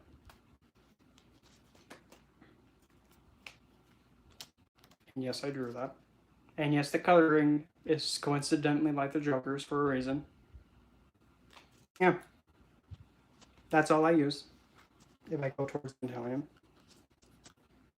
And I always invite. By invite, I mean I invite them to come if they want to.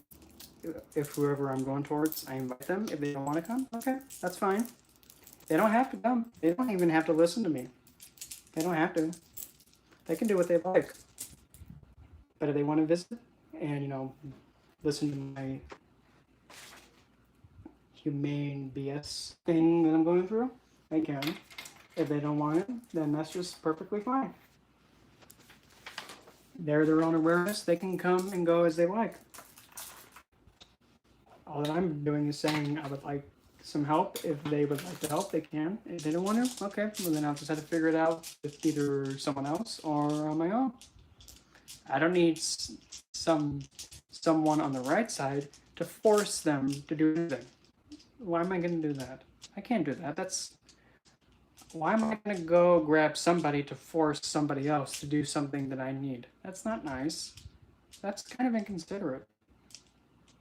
Because it's just like, you know, baiting somebody and it's kind of like how making a pathway of candy and then having a box being held by a stick. And now you're pretty much putting in a way to have the demon be captured and forced to do what you want. No. I cannot do that. Cannot, will not, and kind of refuse to do it. Because put yourself in that situation.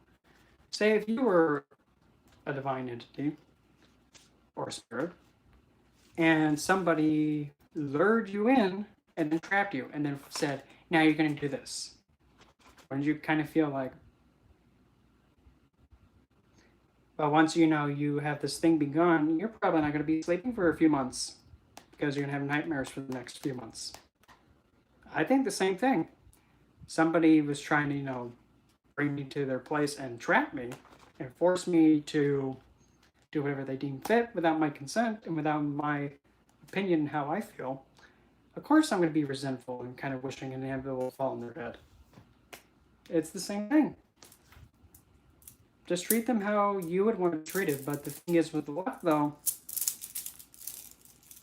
if you do something treacherous, because a good example. Say if you made an agreement with one of them on the left, if you made an agreement or a pact, if you think you're just going to get away with just breaking the pact off like it never even happened, but they fulfilled their end of the bargain,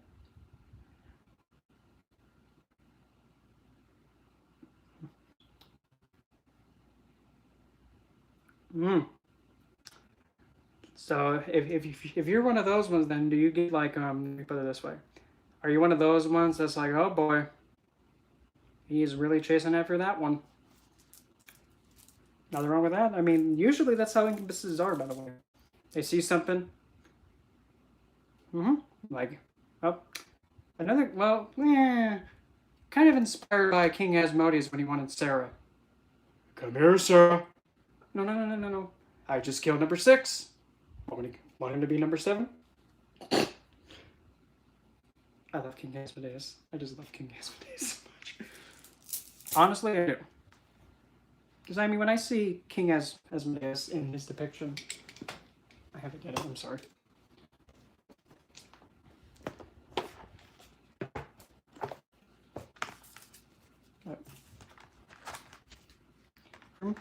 For me, when I hear about an incubus, I think of King Asmodeus going out trying to get after Sarah. Oh, speak at the devil. Funny. Whenever I see this depiction of him, I think that, you know, just doesn't he... To me, he looks jolly. He looks really happy. It looks like he's having a chuckle. To me. Looks like he's having a joyful, lively laugh. Even though, technically, that's supposed to be fire coming out of his mouth. To me, I mean, I see it as he's having a nice chuckle. That's just my opinion, though. It's like, oh, come on. How can you not think he's not jolly? I think he's jolly. I can see it. Besides, he actually has dominion over the gambling halls. So don't you think, in my opinion, I think he'd be more about enjoyment and having a fun time. But don't, you know, don't bust when playing blackjack. Because you'll be like, busted. Nothing wrong with him. Nothing wrong with that. You just gotta know when you have your limit. But yeah.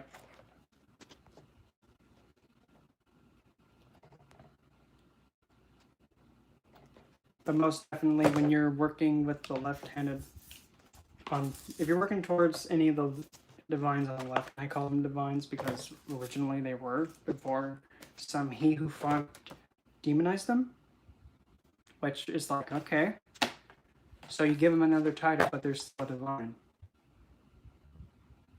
It doesn't really change anything. Well,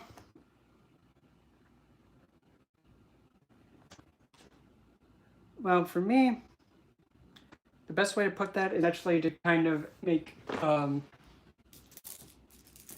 of like a servitor in that sense, because an elemental, it's its own awareness and its own energy on its own. So probably the best way to actually go about it is to actually make it like a servitor, because the servitor, its purpose is intended to do what you need it to do, and it only does that. You have to pretty much make it be told and pretty much have the awareness of like, okay, I need to do only what this person says no matter what it is, and I cannot betray them no matter what. Once that's in their head, no matter what it is, they have to do it's kind of like if you're programming a robot, which is a pain in the ass. I took robotics in high school. Pain. Like, you literally had to define how to bend a wrist. What's bending? And if you also program something that says, okay, bend wrist. If you did not tell it to go back to its natural position, the robot will be stuck like this. True story. And until you actually program it and tell it to put his wrist back the way it was before it did it, it's going to be stuck like this until it actually gets told to put it back. I learned that the hard way.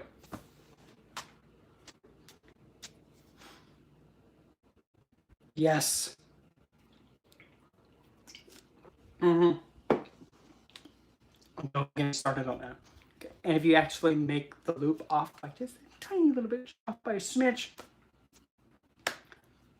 it's a headache. But pretty much it's just like teaching a human being something, but they can't retain it. They can't retain it because they don't have the self-awareness. They're artificial intelligence. They're AI. It's a big giant.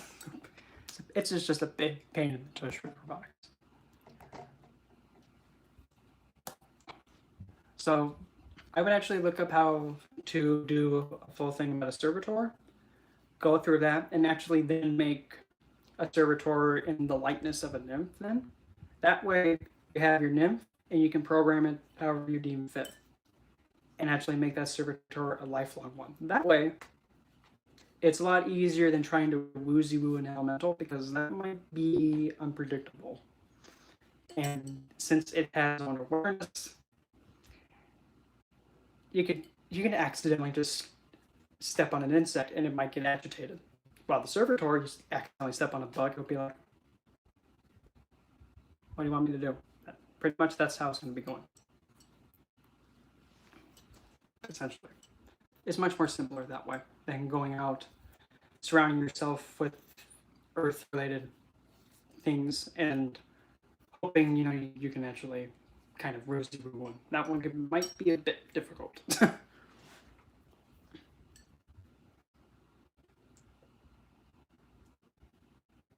And besides, I wasn't even finished talking about Lilith and Ascendant, especially in Libra. So,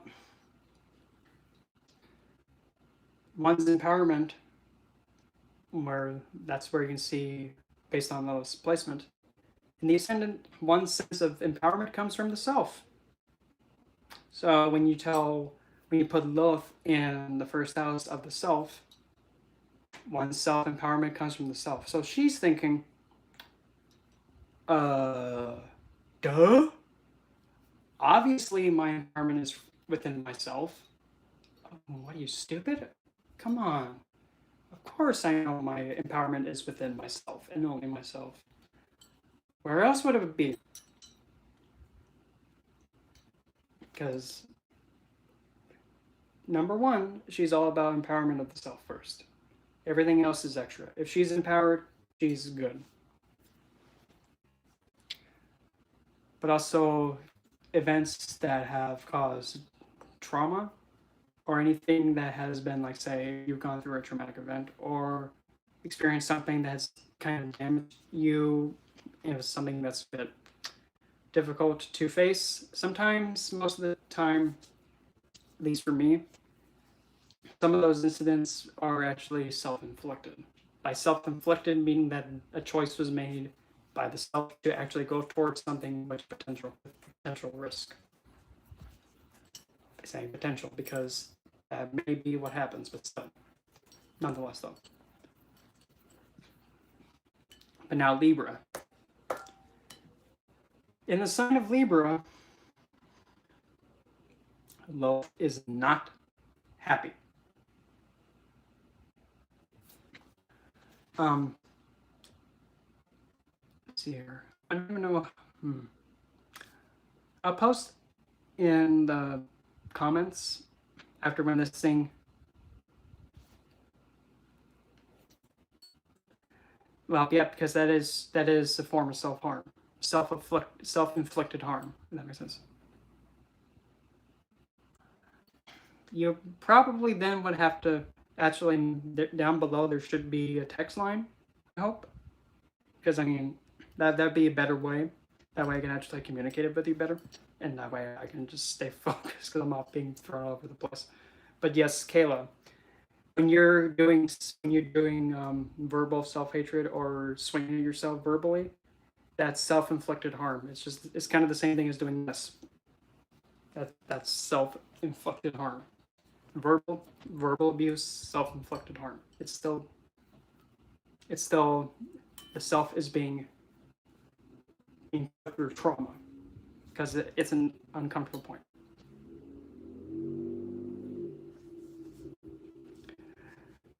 Here, Libra Lilith.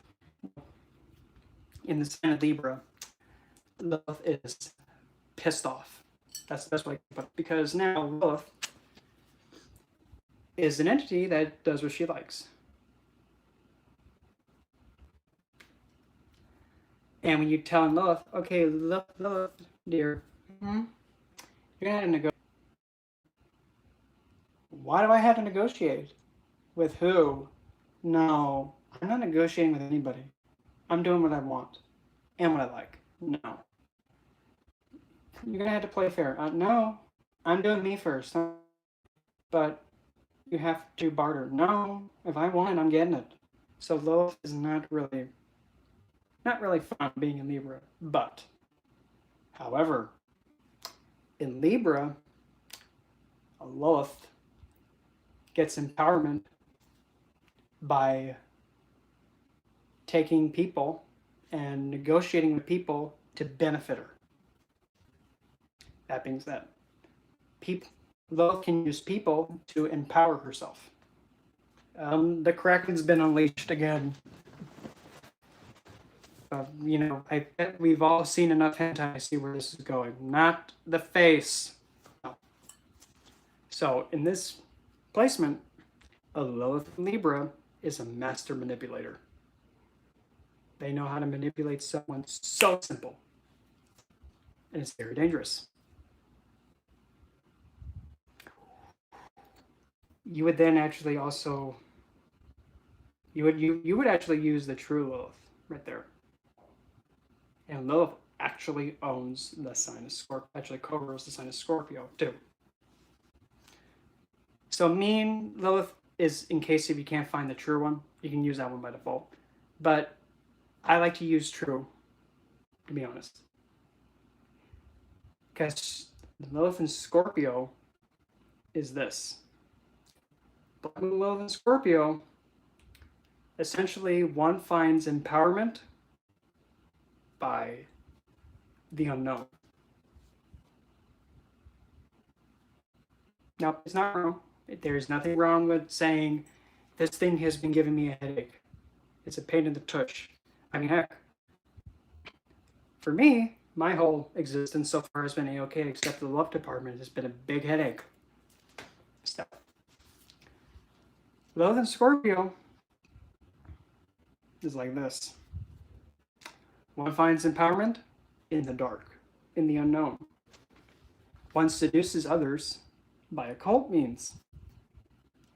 And how one gets empowerment is by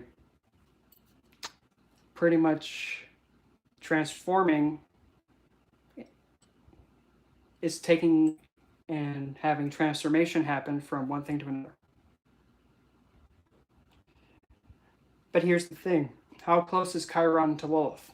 Because Lilith behaves very unique compared to like Rahu and Ketu, which Lilith, Rahu, and Ketu are the same kind of astral body. They're shadow planets. And they have their own unique thing. Rahu, Ketu kind of have the same effects. Lilith is different. Completely different. When Lilith is with a planet or celestial object, except Moon, Venus, and Saturn, she goes to whichever celestial body she's with and pretty much does something to this effect. So Chiron, you're going to do what I want you to do. And you're going to do what's going to benefit me. No, you're going to do what I tell you to. She then uses that celestial body to her gain. So for Chiron,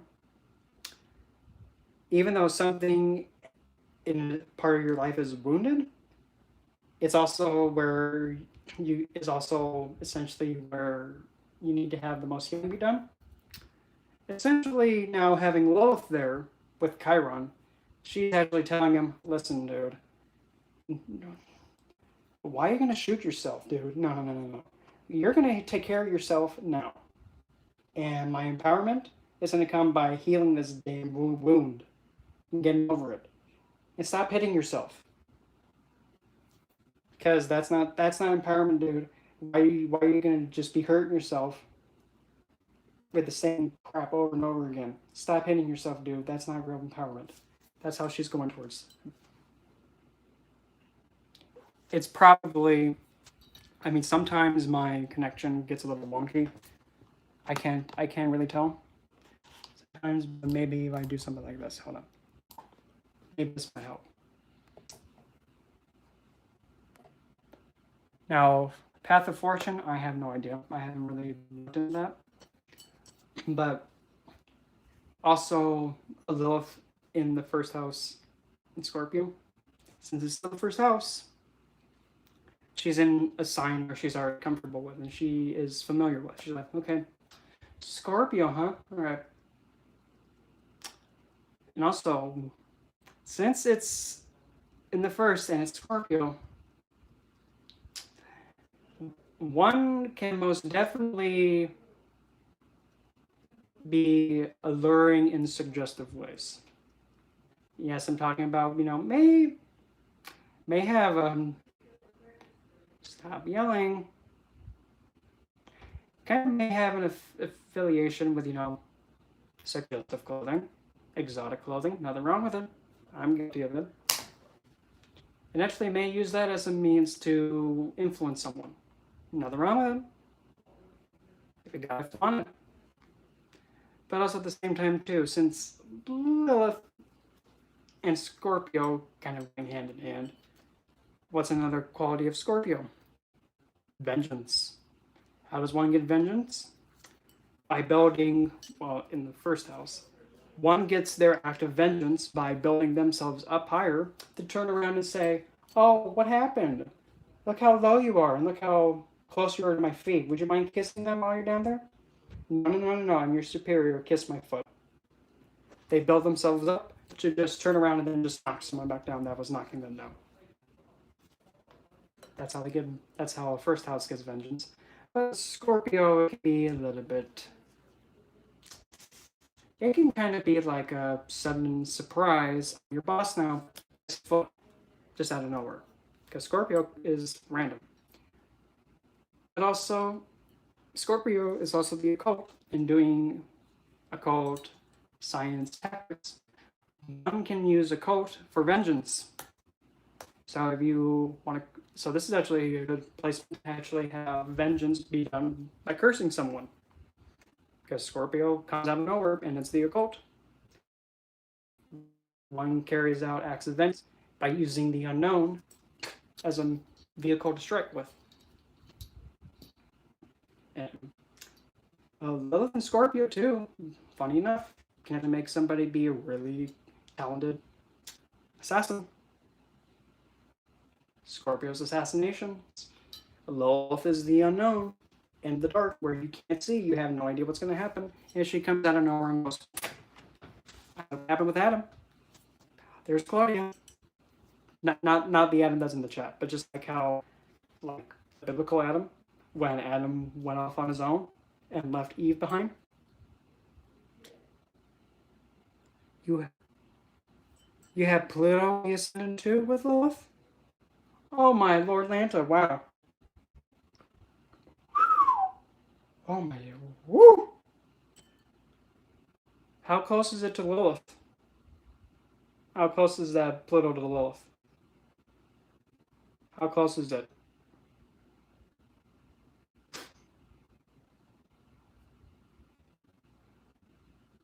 I'm really curious. How close is that Lilith?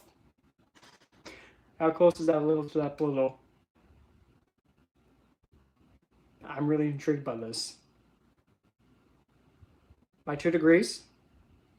By 2 degrees? 2 degrees? Oh, girl. Oh my Lord, Linda. Which one's lower? Because if it's Lilith. Okay, 2 degrees and so depending on which one's the lower.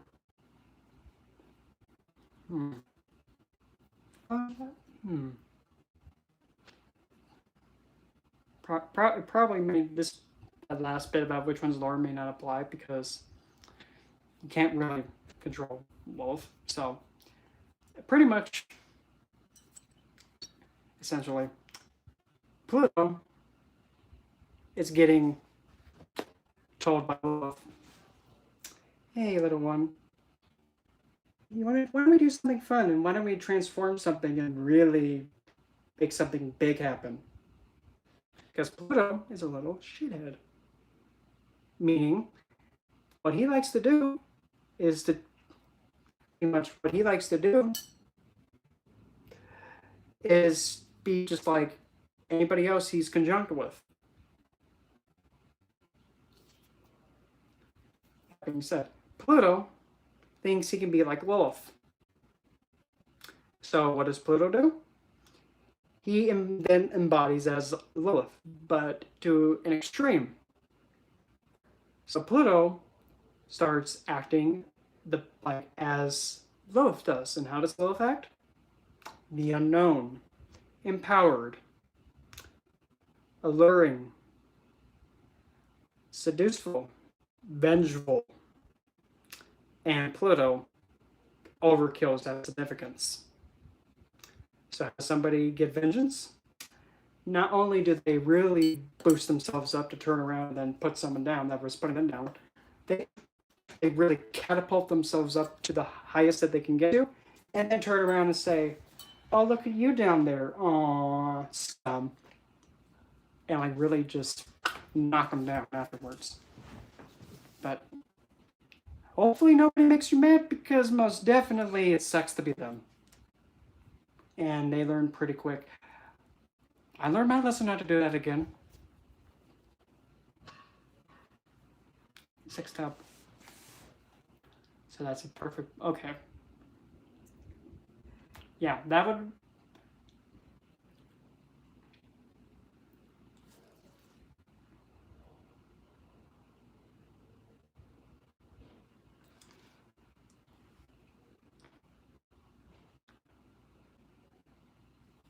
whenever you do a cult though, you have a lot of results that kind of come in like a bang. Meaning that most of your cult workings, if you do them, you just expect something minor, nothing, no big deal. But instead of getting something as simple as, let's see here, instead of getting a rose quartz that you're wanting, instead of that, you in turn get expecting a rose quartz, you instead get kunzite, rhodochrosite, morganite, tektopite, and blue topaz instead. And originally, all you wanted was just a piece of rose quartz instead. But in return, you did some occult means to get this rose quartz, and instead you get all this instead. Because again, Pluto is a planet that doesn't understand how to have self-control. Pluto is a planet that overkills. That's why I like to call him a little... Pluto's like a planet that's like your younger sibling that wants to hang out with you and your friends. But you and your friends do stuff that's dangerous. Then Pluto tries to think he can do the same thing like all you and your friends can, but better. But you tell him, don't do it, Pluto, don't do it, you're going to get yourself hurt. Pluto doesn't listen. He tries it, and then he ends up falling and landing headfirst and starts screaming and yelling, causing a big upset and a big havoc going on. And then, yeah, it's a big hot mess. And Pluto just ruined everything because he overkilled it. He thought he was hot. He thought he was fancy, but ended up landing on his head and now has to go to the hospital. That's kind of like how Pluto is. He overkills the results. So you're expecting to get like something minor, like a small piece of rose quartz. You happen to get a few stones that are like, oh, that's a bit much, but okay. But if you're going to curse somebody, you got to be careful though, because that placement, you can actually cause a lot of damage with it if you know how to work it. Especially if it's vengeful. If you're getting vengeance on someone or something, that placement, you can really, settle the score. Instead of, like throwing like a minor hex at them to, kind of like lose their job. Instead, this is what happens. Well, there seems to be, with the square though, with Venus, there can be some kind of confliction with trying to find you. Well, essentially, Venus and Lilith, they're friendly to one another, but seeing the conflict, it can kind of be like there's some form of like not really a lot of taste to express one's way of beauty because Lilith is already being so confident with herself, saying, I already know how to make myself beautiful. I don't need to know anything else to beautify myself. I'm already beautiful because Venus is beauty.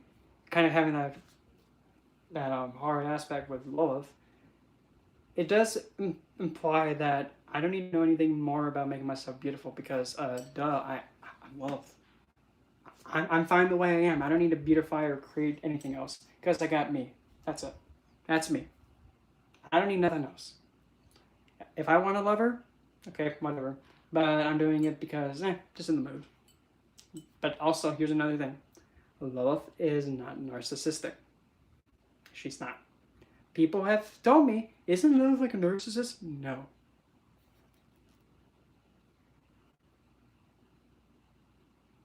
I read that wrong. I'm so sorry. I read that wrong. I am so sorry, Isaac. I read that wrong.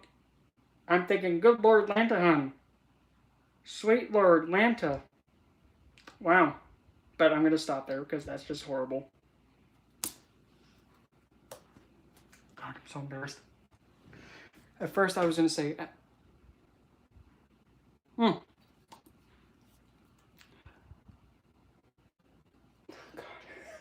I was going to say, well, I used to work at a Subway and I used to call it the 12-inch factory. And I used to... In that Subway, whenever somebody wanted a sandwich, I literally told them this. Oh, you want a sandwich? Okay.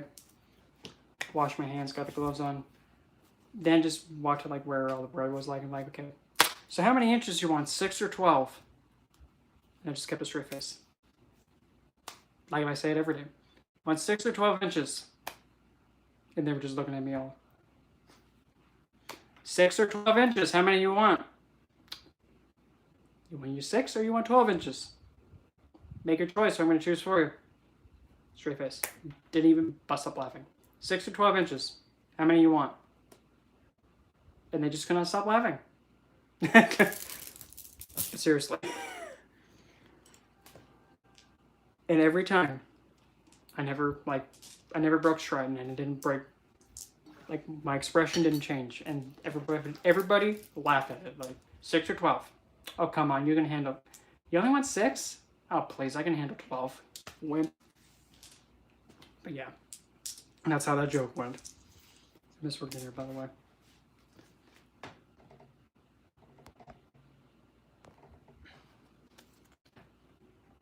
Hey, Mika. Now, is Lilith open to work with everyone, or she only works with special select posts? She rejects someone that wants to work. Well, the thing with Lilith, true Lilith, by the way, not the construct one. The construct Lilith, the one that is deemed as like the vulgar one, the one that goes around kind of taking energy from children and all that.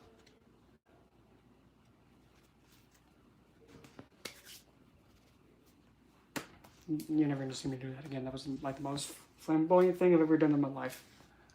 But nonetheless. So, with Lilith, true Lilith, the true, real Lilith, you can't really summon her.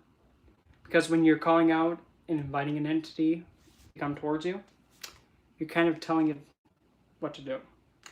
You can't really tell Lilith what to do. Because she more than likely will respond like this. Oh, you want me to do what? Come see you? No. No. No. I'm just choosing not to do what you tell me to because no. Oh, you want me to leave you alone? She's rebellious. But that being said, though, Lilith doesn't like everybody. And I mean, she will pretty much make it known that, no, hon. If she does come towards you, that's a that's already a good sign. Like, okay, just go with her. Don't don't push her away because she won't stop. She'll just keep coming back around and just reminding you. You done being stupid yet? No? Okay. I'm still gonna follow her around until you stop being stupid. Years later. Oh, no, no, no. I'm still young. You're still stupid, so I'm just waiting on you. Remember, I'm immortal. And you're getting older. Be a shame, if you're on your deathbed and you realized, oh, I was supposed to go with her. Mm-hmm. I was just making it easier, but nope, you're stupid. And now you're gonna kick the bucket and you had to go through all this again, dude. Oh well. She's persistent. So it's easier just to bring her in. But now, if you're gonna be trying to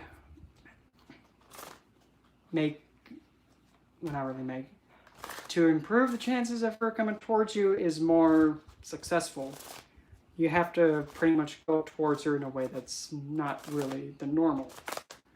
When you're calling out to an entity to come towards you, you have to go in a more strategic way. So say if I wasn't already working alongside Lilith and I was wanting to... Yep. Mm-hmm. And Lilith is one of those that's like, oh, you're going to push me to do this? No, I'm going to do the polar opposite. But now if you're going to be trying to intentionally pull her towards you, you have to guide it in a different way, as such. Since Lilith is primarily also goddess of seduction, of lure, captivation, that's a clue to actually going towards her. Put it this way. Instead of going like, Lilith, don't do that. Don't do that. Because if you keep repeating saying her name, she's just going to appear just...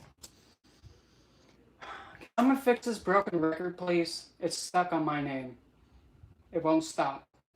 Somebody stop before I break it. Okay. She's not... She eventually sees that it's like, oh, wow, look at this thing. It's broken. I don't know how to make it stop, so I'm just going to break it some more.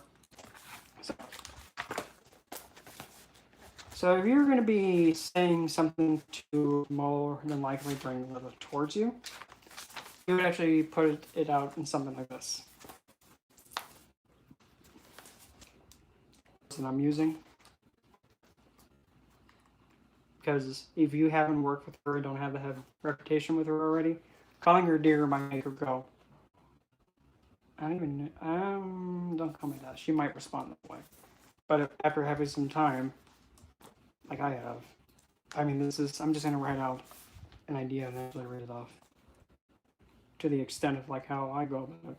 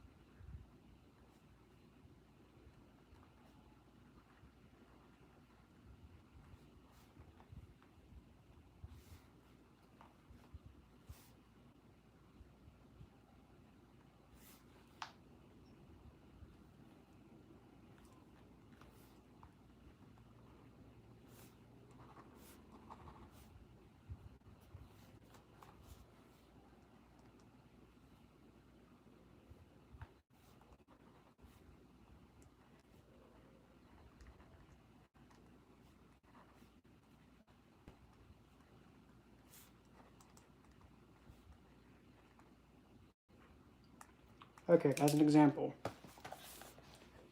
And keep in mind, if Adam so happens to be in the chat, so that way you know, Adam, this is not directed at you. This is actually like kind of alluding to where, the first man, Adam, you know, the one that Yahweh created, that Adam, that's who is referring to, not you. I just want to make sure that that's known because I feel kind of weird being like, oh yeah, so yeah, I just don't want you to think that, you know, I'm using you to be like a target dummy. No. It's part of the thing. The construct Lilith is intentionally malefic, and it was actually taking something from the real Lilith and then it's being pushed as the real Lilith. The construct is the one that doesn't mind being called vulgar names, like harlot, whore, stuff like that. That one doesn't mind it. The real one, the true Lilith, responds with, I'm what? You're just mad. Because, you know, I'd be jealous too if I didn't get any like you. That's how she would respond to it. The other one doesn't mind. It just wants to get close to you and feed off of you. Yes, Mika, yes. Yes, she... Oh. She's like, I'm what? Oh, you're just like Adam. And he stopped moving. And funny enough, that's actually part of the thing that I wrote. But again, if Adam's still in here, it's not directed at you, so that way you know.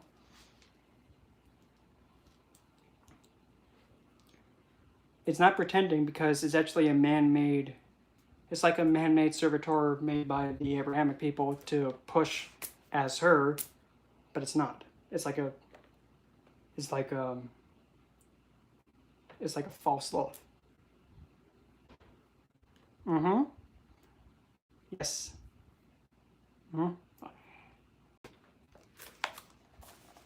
But also, even though, and actually technically Libra's masculine too, however, it's a very gentle masculine too. It's a gentle masculine. And I'm a Libra sun. And Aquarius moon and Aquarius ascendant, and sheesh, Lord Lanta, I'm quite the flamer, but still, nonetheless. So, say if you're going to be going towards Lilith to kind of have her come towards you, at least for me, once you get more in tune with her after some time, this is somewhat a general idea of like how I go towards her, because I don't summon her. I don't even do it that way. Pretty much, I just go along the lines of saying, "Oh, Lilith, love, you care to have some fun? Oh, and also, it involves taking Adam and putting him in the corner. You want to help me put an Adam in the corner? It's going to be fun. I mean, heck. See? It's not really telling her what needs to be done, but it's kind of putting it towards her in a way that makes her go, we get to put an Adam in the corner?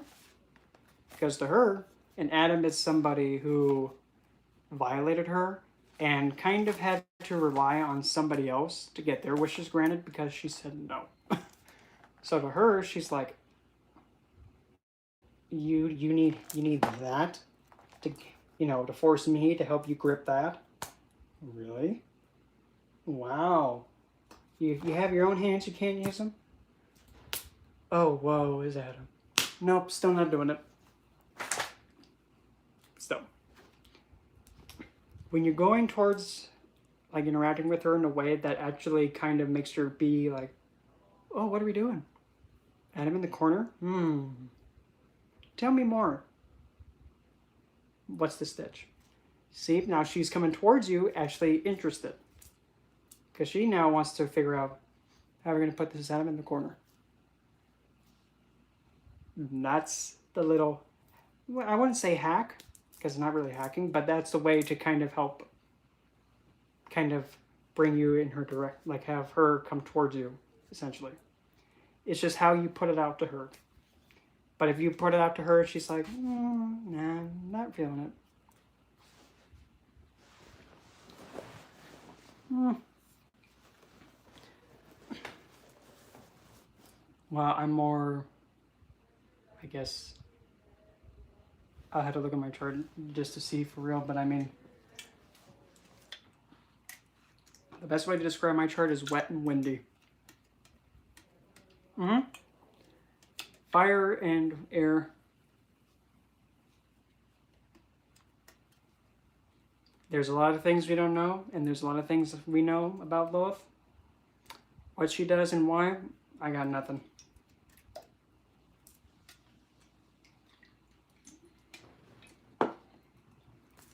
But I'll say this one thing though. Yeah, we got blue balled by her.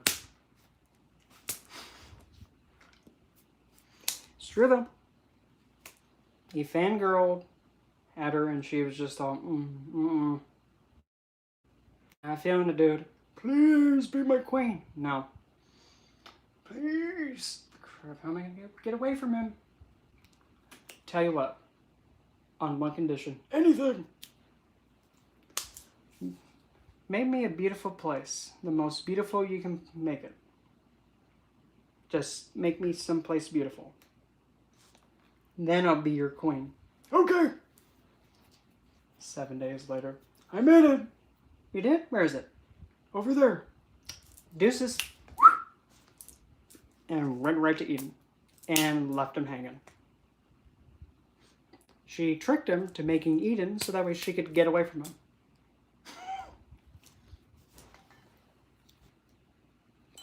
I mean, what would you do if you had a fanboy nonstop chasing after you? Crap, how am I going to get away from this one? You won't find that in the Bible because they took it out. Because they could not have Yahweh being blue-balled. Oops. And I mean, heck, they even took out the part when Lilith assassinated Adam. Because they could not even bear to have the first man being taken out by a woman.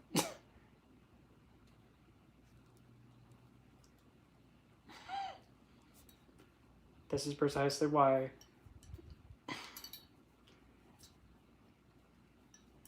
and to me, it's just so funny. Because if that's how it was written, why change it? Because once you start changing stuff, it can start conflicting. It can. I'm an Aquarius Moon, retrograde Saturn, and Aquarius Lilith. So,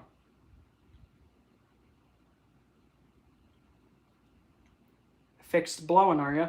It's okay, I'm fixed blowing too.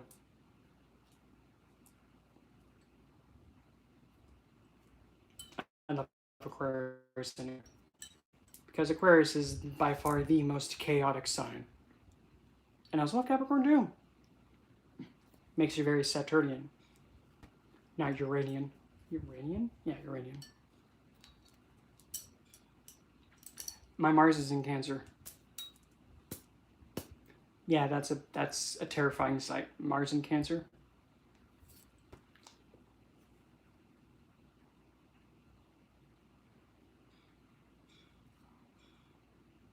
So you're an Aquarius Sun with Saturn and Aries.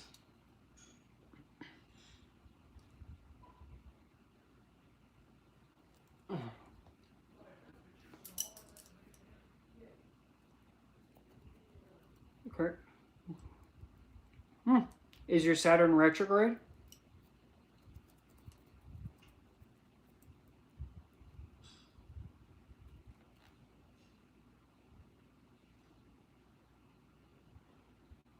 Take a look. Do you know where your Mars is placed? Aquarius Sun, okay.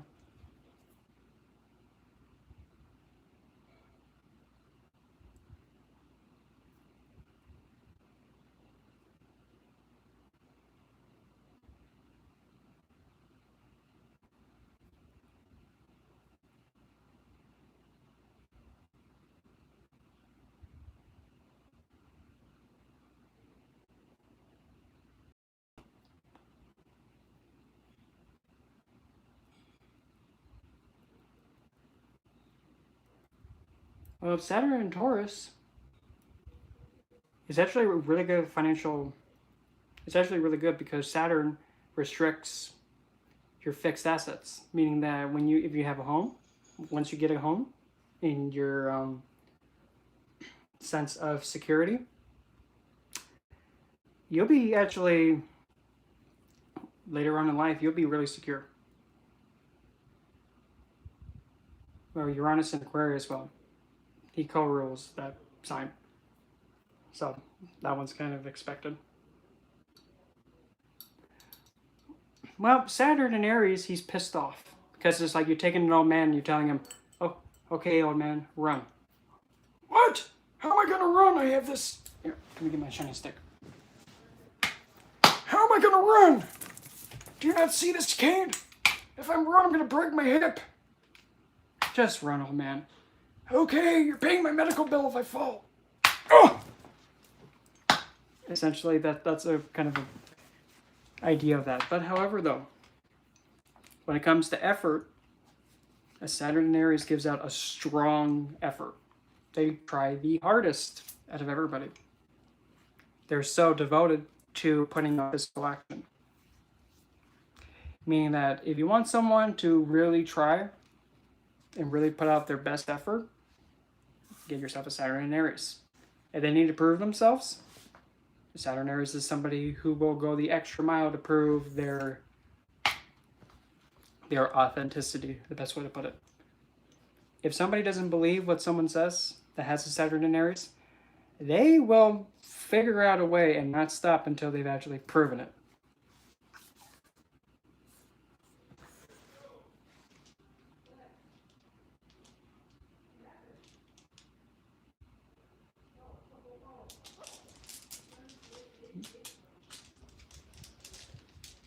And also, but since also Saturn is also a...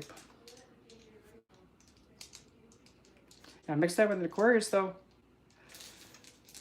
Well, with an Aquarius sun,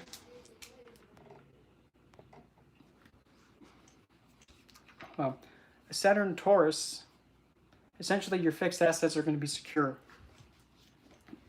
At first it may not be, but you've actually become very good with saving money and financial budgeting. And also you're really strict and organized when you're budgeting. You're really calculated with that, but also you're kind of fearful of having unnecessary money being going out. And since Taurus is the senses, as you grow older, time goes on, your experiences with the senses may become more and more and more vibrant. So say if you kind of felt like if your sense of touch isn't that good at first, like if you're having that feel, as time goes on, oh wow, I'm starting to get more feeling in my hands. Or like if something wasn't giving you a taste all of a sudden, like something didn't have a good taste to you, then a few years later down the line, wow, this stuff's actually pretty good. What is it? What do you mean it's green beans? Because Saturn's slow. Taurus is the senses. Sight, smell, taste, hear, touch. The senses take some time to form.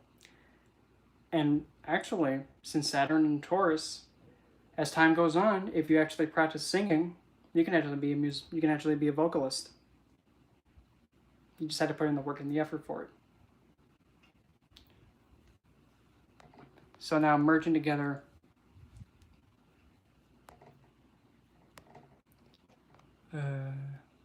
so a Saturn in Aries, and then a Sun in Aquarius. So pretty much your sense of fulfillment comes in by innovating, pretty much innovating and moving things forward with society. But however, though,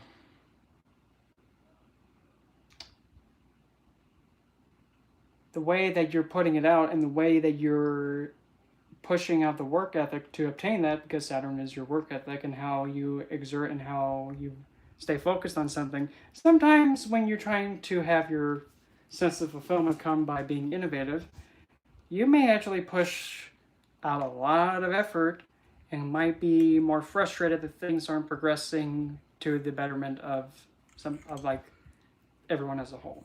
So you could actually be putting out a lot of effort and then not getting the appreciation, and then you're realizing, how come I'm putting out all this effort and putting out all this clearly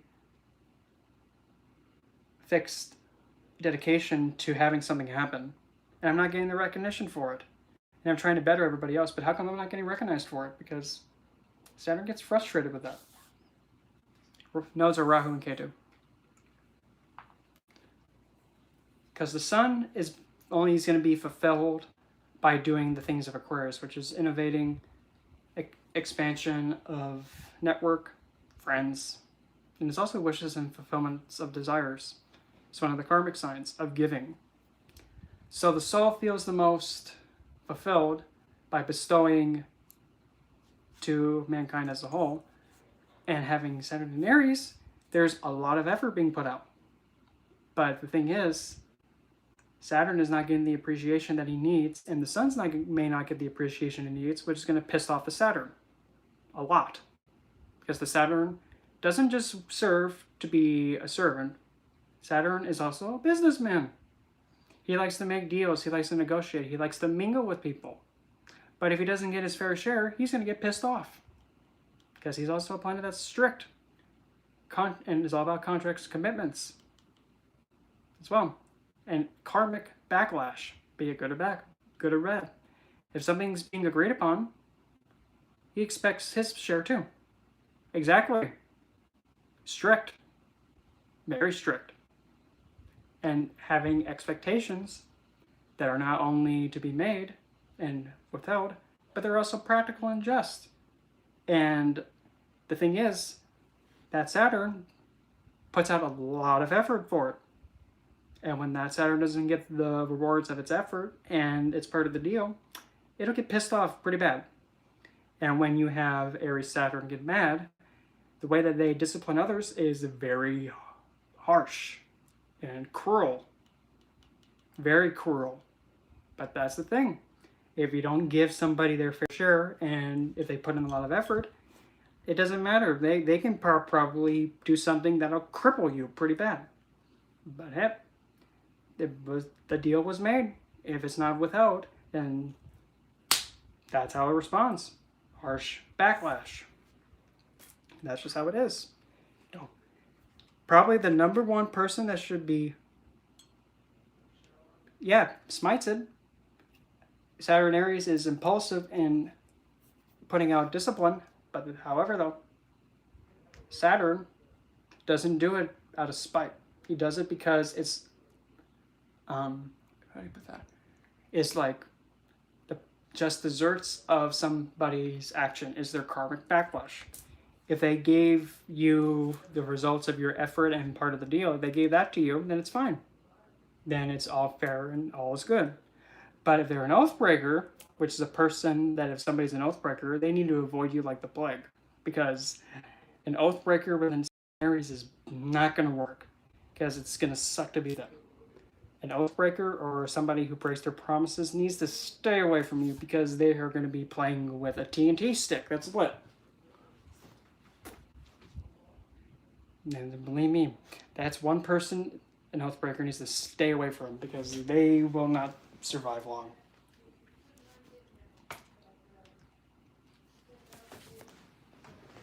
And true story.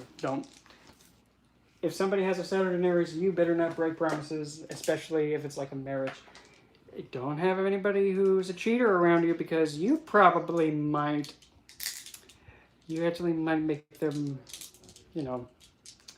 kind of never want to talk to anybody again, whether, because you probably may insult them to a point where they get depression.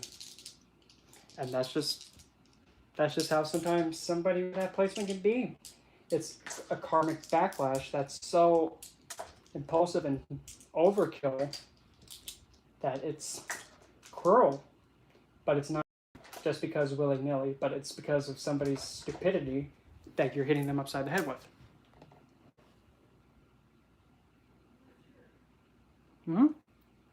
But the thing is, Saturn's the planet that also brings sorrow and also the harsh truth. So, yes, regret of having a choice being acted on the way it was. It, yeah, it can be, and that's something that Saturn in Aries, he may confide in the mistakes he made and be a bit harsh on himself because of the choices he made. But however, though,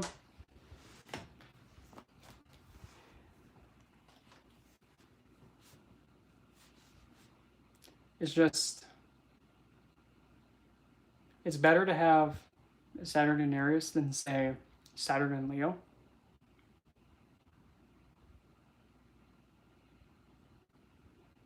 Mm-hmm. Yep. When it's done right, you actually take somebody's sense of themselves, because that's Aries. When actually someone honors that over and over again, your sense of self to them goes up. Like you can actually have that security, because also Saturn's security because of the rings keep everything secure. But if you don't get that, oops. So he's a planet that's practical, realistic. If something tries to woo you on the physical level, like if somebody's trying to win you over, it can take some time. One of the reasons. Jupiter has a strong gravitational pull. They actually pulls them off kilter. But also Saturn's rebellious. Hence the ring system. Because 33% of all light that's casted towards Saturn, his rings deflect. That's the rebellious part. So that being said, Saturn rebels whatever the king tells him to do. If the king wants him to do X, Y, and Z, Saturn's going to rebel against it, because in the Vedic texts, Shani despises Surya, his father, because Surya sees Shani as a stepchild.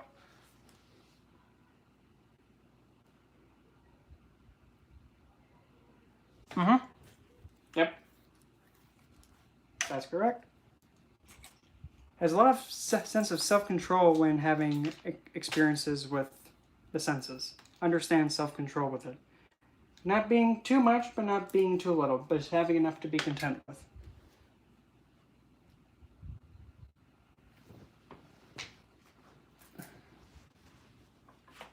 That was already 4? Ugh. Almost 200 minutes I've been streaming. Wow. Anyway, I'm gonna go shower because I'm all tired and sweaty for some reason. So, yeah, I'll be back later on.